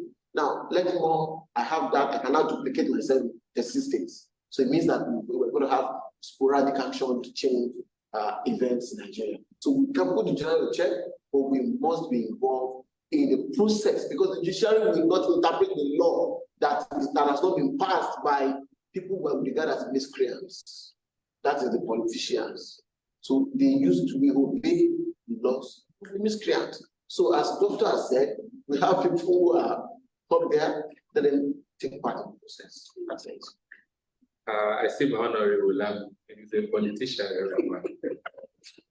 So there's a question, I'm not sure if you touched on it, around if the legal crime operational in Nigeria supports youth activism. Of course, there are so many laws. You know that in Nigeria, you don't need police permit to invest. You don't need it. That has been annulled by Buhari when Buhari lost the election in 2007. He wanted to protest. And the police said they needed a permit. There was one called public order law there. But the Court of Appeal said, no, we don't need it because it is in contravention with the provision of Constitution Section 39 and 40. You have the right to talk and the right to peaceful assembly. So nothing is keeping you not to take part in the process, but we must understand the rules of the game. What turned NSAS to not having, quote unquote, the desired result is that we, the young people, because I was part of the protest, I secured the release of 116 people during NSAS. I was there on the night I had those guns by me. In fact, I sustained injury on my left thumb, the nail, yes, because people stepped on my feet when they were trying to scap up for safety. So I was there in the forefront of the struggle. But because of some personal interest and what I cannot deny, the whole thing was. So we must understand the rules of the game so that we don't get distracted from our purpose or we lost our goals in sight. Barrister, I'm tempted to ask a follow-up question. I saw Doc also smiling around what you said and the reality of graph, but we just opened a fresh conversation. Honorable, we'll come to you. I had a couple of questions. I'm not sure if you remember them. I think this one is around women do not support women, credibility of grassroots mobilization. Can we redirect the advocacy to telling women to play the game rather than women seeking free lunch? The second question was around if affirmative action, basically, we can have 60%, which is 1/6 of the members of the House of Representatives to be women. So let me start from the national gender policy. We had a national, or we still have a national gender policy of 2006 that actually gives room for 35% affirmative action for women in position. Unfortunately, as in usual, almost all of the organizations or statutes in Nigeria, we only have them. When it comes to implementation or execution, that's where the issue comes from, right? So if you're going to talk about affirmative action, there are two critical stakeholders that usually comes in mind. The first is INEC, the other one is political parties. Because without political parties, as of now, in Nigeria that we are in right now, we cannot have anything like an independent or private candidates. If you're going to run for office, you must run through a political party. Even if your father is Danjo, or your father is an imam of the whole Nigeria, you still have to run under a political party. And what that means is that you must be recognized from the world level, in fact, from the political level, to the world level, to the local government level, to the regional zonal level, state level, and of course, national level. And really, it's a job and not to crack, right? So, which is why I said that there are two critical stakeholders, which is the INEC and political parties. In political parties, I know that in the last election, quite a number of parties said, okay, and I'm going to do two questions, I'm going to put it together. Quite a number of parties said, okay, you know what, expression of form and interest for form, you don't even have to pay. You can get these two forms for free. I was appointed, or I was part of certain, manifesto, constitution, and expression of interest form for election committee in the just completed election, the last election. And I remember that one of those meetings we had, I actually put my feet down and said, moving forward, it's okay if you want to give forms free for women and youth. It's okay, because there are usually two forms. But there has to be something political, a value that people who want to run for office must say the job, which is going to what the person said that should it be free, or I don't know how the person gets free lunch, because I believe that as a woman, the fact that the woman alone is a good policy, even though yes, the marginalized and discriminated upon and all. The truth of the matter is, if my mother was a trader, and I believe that one of the reasons why I have this doggedness is because I got and learned some tools, some grassroots, so to speak, tools from her, that I believe that these are still things that inform decision-making process. And these tools are things that were gifted as women. yet again, I know there's also this narrative that women don't support women. I know it happens. In fact, Remi Shonaya, I remember she was a presidential candidate and she only got 1 vote. So nobody will tell me that she was the only woman in a political party. Something definitely went down. Either there was a meeting and all the women in our constituency and that party got in the lead, or, I mean, she's not a bad person. I don't know how to speak, but from distance, I know she's a wonderful, amazing person. Not even people in her family, her relations, not even. So for us to know that when it comes to women issues, it's not something we want to just say and finish up right now, right? But one thing that is very, very important moving forward for women to be able to have a voice is for us to move in circles and in groups, uniformity. That is one of the best way forward for us. Because, and another thing that I want to share in my political journey, I remember that I got closer, not even to women, I got closer to men. In fact, I entered the political party without having a godfather. But now being a member of the party, especially certain state, all I just need to do is to have a phone call. Because by the time I had to go down to the strategy, I said when I was sharing that I wanted to go, I had to negotiate with certain political stakeholders in the party and told them that I don't have the money to know. But if it comes to talking, at least I know I have the skills. If it comes to mobilizing people and this, I know I have that. So it was a matter of negotiation, and that's another thing I know women have. For those of us who are by the side of Sheton and Ikura, you must have heard of the Queen Amina. These are powerful women in position, even in security and in war, that understood negotiation tools. So if you want to be a woman in governance, in position, in office, or anything, you must understand this, because we know that this kind of political world is for men. And you cannot be invited to the decision-making table without having the men by your side. Yes, you still need the women, all well and good, but you're not going to just go and say you want to go and meet the women to support. You still do that. But the most important political stakeholders that you need first are the men, because they are the ones that, so it's a reverse psychology, so to speak. If you have, for men, I know it's common that women are angry and friends. But if you see a man who can make hair very, very well, I'm sure that almost all men would rather the man makes the hair. If you see a woman who is a mechanical engineer and she's very, very good in repairing vehicles, I'm sure almost all men here would rather that woman repair. So it is that same reverse psychology that works for almost all human beings, right? Now, I was talking about so critical stakeholders. For political parties, it's necessary for these parties that, for those of us who want to join parties, it's necessary for them to be able to include in their policy that women 35%, there's nothing below that. So because when you know that the party you're joining already has that as a platform, it is like a benchmark, you can't go beyond that. Then it gives everybody that opportunity. And for INEC also, for every election, INEC is always giving out its guidelines. If part of, I mean, and of course, this is something, I'm happy that this is not just a closed door conversation, it's out there, everybody's listening to and peaceful stakeholders.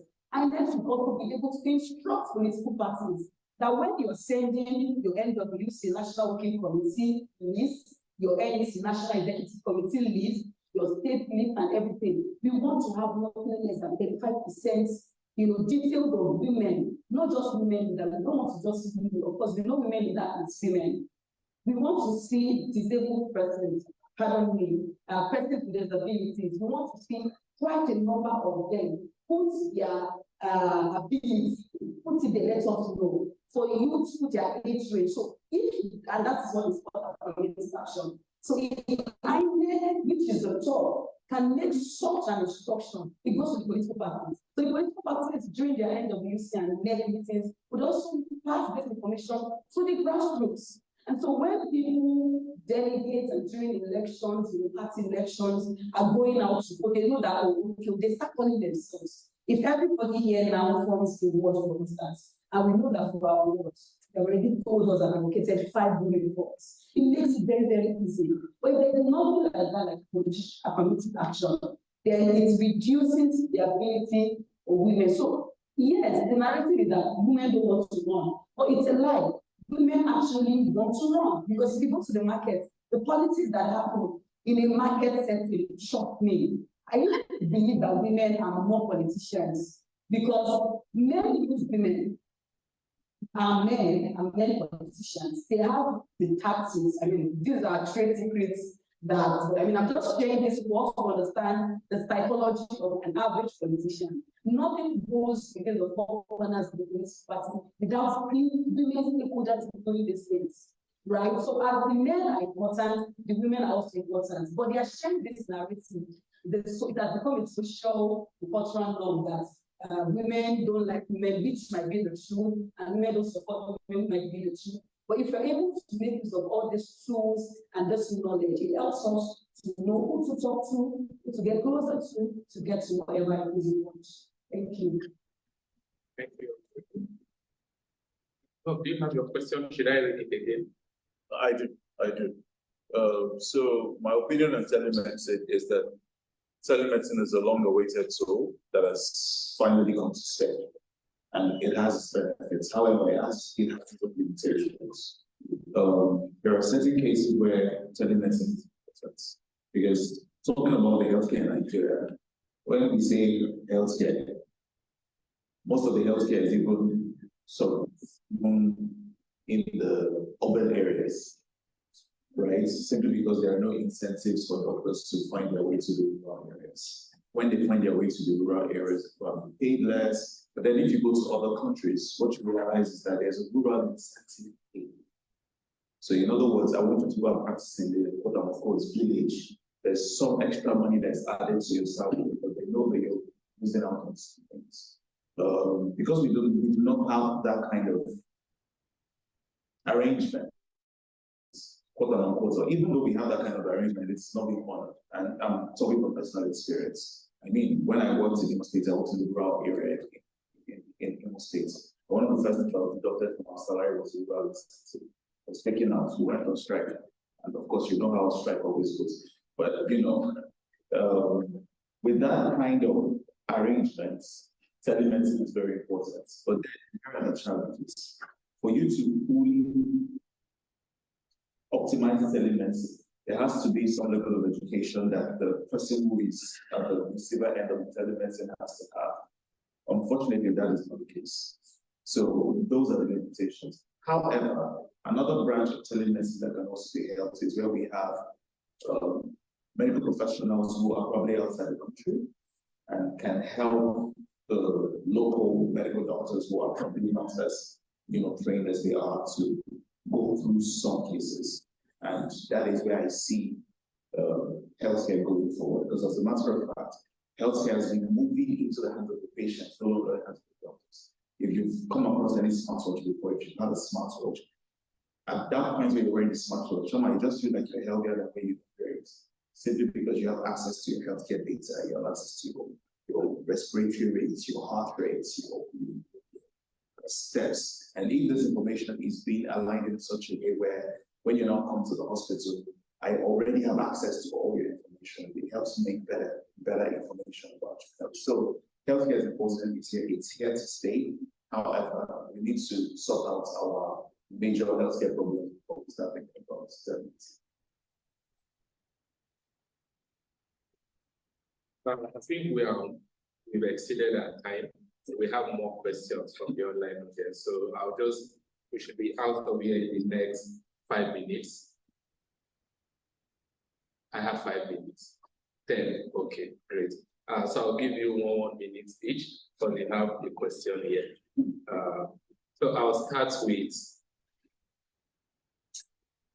for you, there's a question around education. Reflecting on MLK's teaching, how can educational institutions play a role in empowering the younger generation to actively engage in the pursuit of equality and justice in the communities? For Barita, there is a question around how we can get the government to stop frustrating the people through the judiciary. For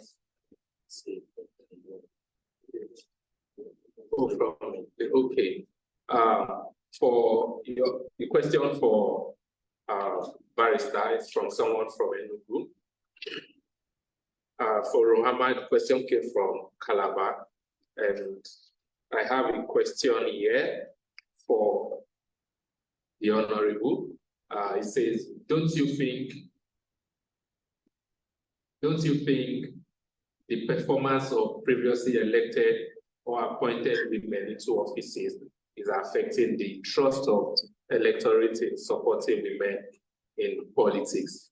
There's a whole lot of examples that the person listed. For Doctor, there are two questions here. I think one actually, the second one is a comment around talking about economic stress and burden. I think you've spoken about that.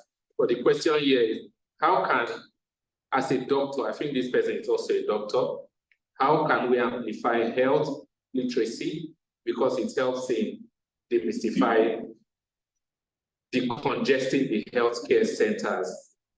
Plus, most people do not even know some facts, like things being carbohydrates and not protein. So, who is Rama? Let's go first with that. So you talked about education. Yeah, institutions play. How can educational institutions play a role in empowering the younger generation to actively engage in the pursuit of equality and justice? Yes. So when I listened to the question that came in from Calabar, I think the first thing that came to my mind was out of school children. And if you check statistics, the out of school children rates in Nigeria is very alarming. And then one question that also comes to mind is that the educational institutions that we have, how effective are they? So you can see that sometimes even the curriculum are even outdated, they're not updated. They do not have that necessary resources or necessary information that can empower young people of this day to be able to create that change that they need to create in society. Again, I'm going to go back to, I like to draw inferences from the COVID-19 2020. During the pandemic era, it was very glaring the rate at which our education status is. What do I mean? Even those that go to school or those that have the opportunity, the access to go to school, we still see some myths or some disinformation where they tell you that school don't need to go to school to become something in life, that education is no longer that particular tool that you need. But the truth is that education will always remain a vital tool to creating and empowering voices in the society.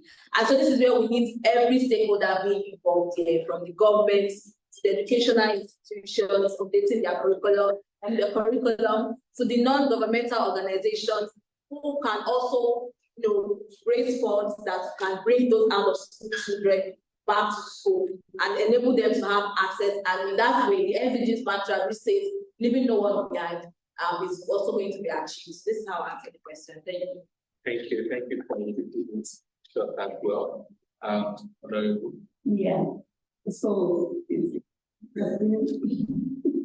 question is a little bit ironic, because when I was coming, a friend of mine was actually told me that hopefully they won't have too many questions, men or women in office. And so this is what I was just going to say. For every single, just for the reason of discrimination, of gender discrimination, because we don't have a lot of women in position. Of every one corrupt woman, they are always like 99 corrupt women. So that should not be, and that's the truth.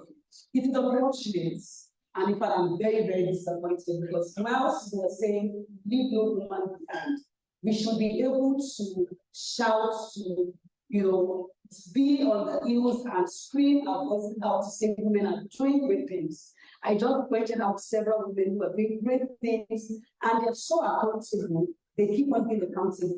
There's this professor doing the electoral, during the election, and step down to the police. That's how That's what accountability and integrity means for you as a woman. And it is not gender, corruption is not gender-based. That is what I want to say. So whoever that person is that is asking a question, it's not about being a woman, it's not about being a man. Gender, just like crime, is not gender-based. People do bad things because they are bad people.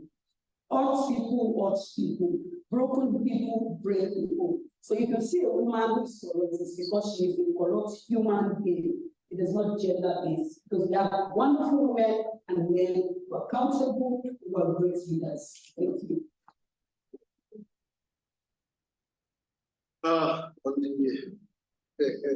Yes, immediately that question came to me.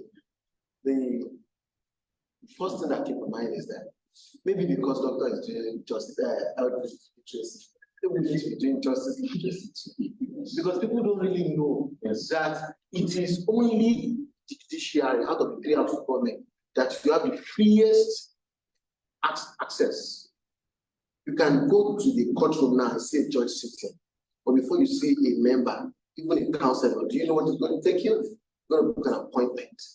And justices by the ranking of society are more important than these legislatures or an executive, because like in Lagos, we have 60 judges of 20 million people. So the ratio is very bad, but at the same time, these are the only set of people who are recruited through a well-established professional system. But in politics, you can give the graduate and become a member of the house, and they call you honorable. So it is only in justice that, of course, that's true, that you have the freest access. So the access to the justice. And again, you can use FY to request information from the judge. Nobody will. I've done it before. Like I challenged the city of Lagos. How many times have you gone? Because there is provision of our law that says 74 of the CJM. I said that they should post magistrates to police stations. He responded in less than 48 hours. The time we requested from the government, we had to go to court, and we are still in court. So the system, you have a lot of access. But the only thing again is go through the proper channel, and the proper channel is a good lawyer that knows his onion, a lawyer who has it. Because there are bad lawyers, just like bad people. You understand? But a good lawyer is known by the content of his character. So approach it, because when you say your case is taken forever in court, your lawyer doesn't know what he's doing. Yes. Well, in fact, so many examples. I don't want to start citing examples. I get my cases done in court. It's hard because I know how to use the system properly. When you gain on our side as lawyers, there is this alpha and omega thing. So people feel very, very reluctant to question our activities. But if you write a letter, a petition to MBA branch today, and remember of LPPDC, Legal Partnership Committee of the Data Branch, come and see how lawyers will start change. So you can also question lawyers. So the judiciary, from legal practitioners to the judges, they are the freest and set of people that is very free to approach of access. So there's no restriction. So if you want any change there, just hire the proper people who can be your arbiter. That's the person that stands between you and the judiciary, and you get results. Thank you, Barrister.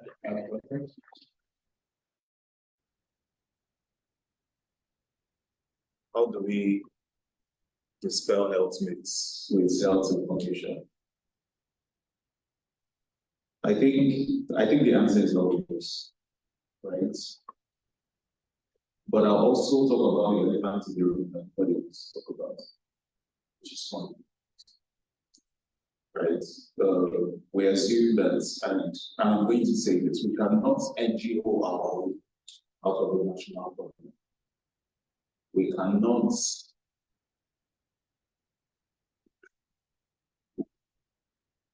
it's looking like we have a systemic problem in Nigeria. The systemic problem is that there's no political to push out that. So even if we all come together and then the healthcare work, at the end of the day, we're human beings. We do not have that the state power government. Because funding, healthcare provision has to take center place. But before that has to happen, healthcare itself has to take center place. There has to be incentive. The only problem with incentive is that, people might get into it for the wrong reasons. But we need to go out there. There needs to be more doctors on hand. And I'm seeing a couple of other healthcare practitioners, pharmacists, nurses who are actually coming out to meet people online. And that's important. So the more we have, the merrier. That's it. Thank you, Doc. Thank you to all my panelists for sharing. Thank you to you, the audience, as well, for listening. We spoken extensively from information to healthcare storytelling. Obviously, the politician did what politicians do best. And Doc also shared around, Barrister also shared around the legal system. I think before we leave here, there will be pictures. Yes. Yes, so let's just get together for the big. And most importantly, I hope action from all that we heard. And Barrister, you tell your colleagues we need what did you call it? Judicial literacy.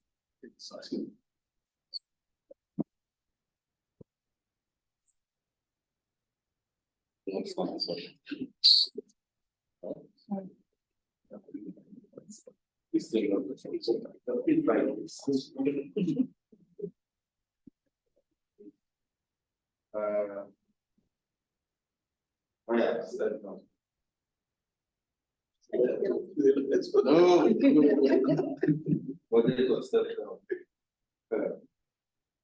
It's like, no, like, what I was before the dead body. 2 weeks. So. Lawyer can be in the middle of 2 weeks. Yeah, like that. So, like, no, stay like this. It's not like that. It's the. Yeah, that's all. I think it's like the face, I put it close to the thing, marrying and all that. You guys are not smiling. Wow. Yeah, let's do Matilda. She don't victory, Matilda. Yeah, thank you. No, you don't use that follow political. Right?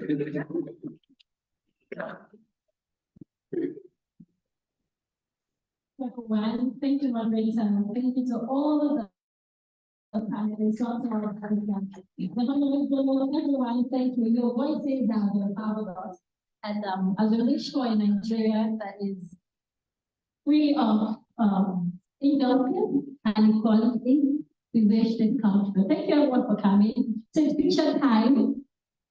I think we'd like to take pictures with the panelists also before we go. So can we start the panelists back, please? Let's share the picture with you before you go. Thank you. Please, the panelists, would like to have you back. Hope the audience would like to take pictures with you. If you would like to take pictures with them, please come to please join me if you'd like to take pictures with them.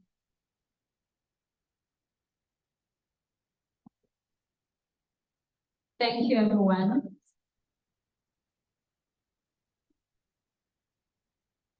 Thank you for your time, energy, effort. Thanks for coming.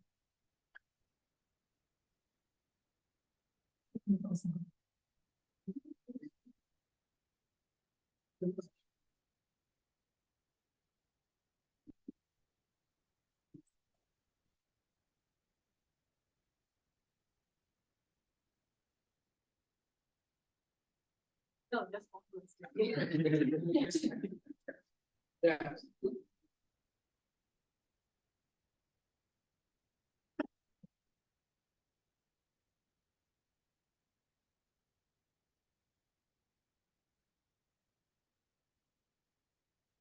But doesn't it come over?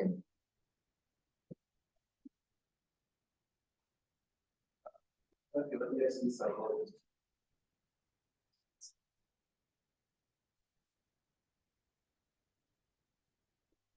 Thank you, everyone.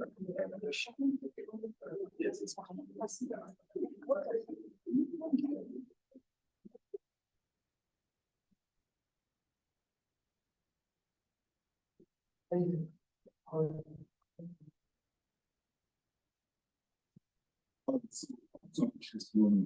our panelists, and most importantly, all our members from across the cross our spaces. This event is not just held here, though we have the live audience here and the panelists, but all our spaces across the country, about 25 of our spaces, like traffic conditions, they are all connected. So it's a national event. And it's just for you to know that the discussion continues. We are not free until we are free. So what Martin Luther King, the legacy we laid down is still very much alive today. And I hope that one day, each and every of us in this room and all over our spaces will also have our names written in gold for helping to be part of those that will set Nigeria and give us information. So thanks for coming. I just also let us know that tomorrow is the event on religious freedom. We have the panelists of the year and across our spaces. So now the panelists of the people from the Christian faith and so on and so forth. I'm sure you all know that there is a need for us to have religious freedom in Nigeria. So tomorrow is World Religious Day, Freedom Day, and so we have an event here and across our spaces. So please be part of it. And on Thursday we'll be also having what we call a continuation of this program, Martin Luther King Day celebration. Please also join us, whichever of our American specific you are close to, please connect from there, come into this place, come to VI, the West Consulate, go to the one in Lekki, anywhere, one is here. So we are spread across the entire nation. Please be part of us, and let's continue with the discussion on how to ensure that we gain our freedom and we make Nigeria as a whole an inclusive nation. So please, God bless you and enjoy the rest of the day. Happy Martin Luther King Day. Thank you. Our audience, we appreciate you for being part of this event. So please, like I said, join us tomorrow and on Thursday, and let this discussion continue. Bye bye.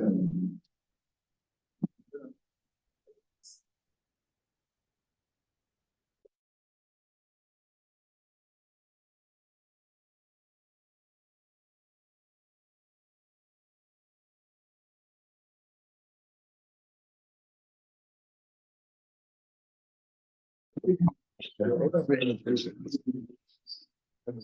you.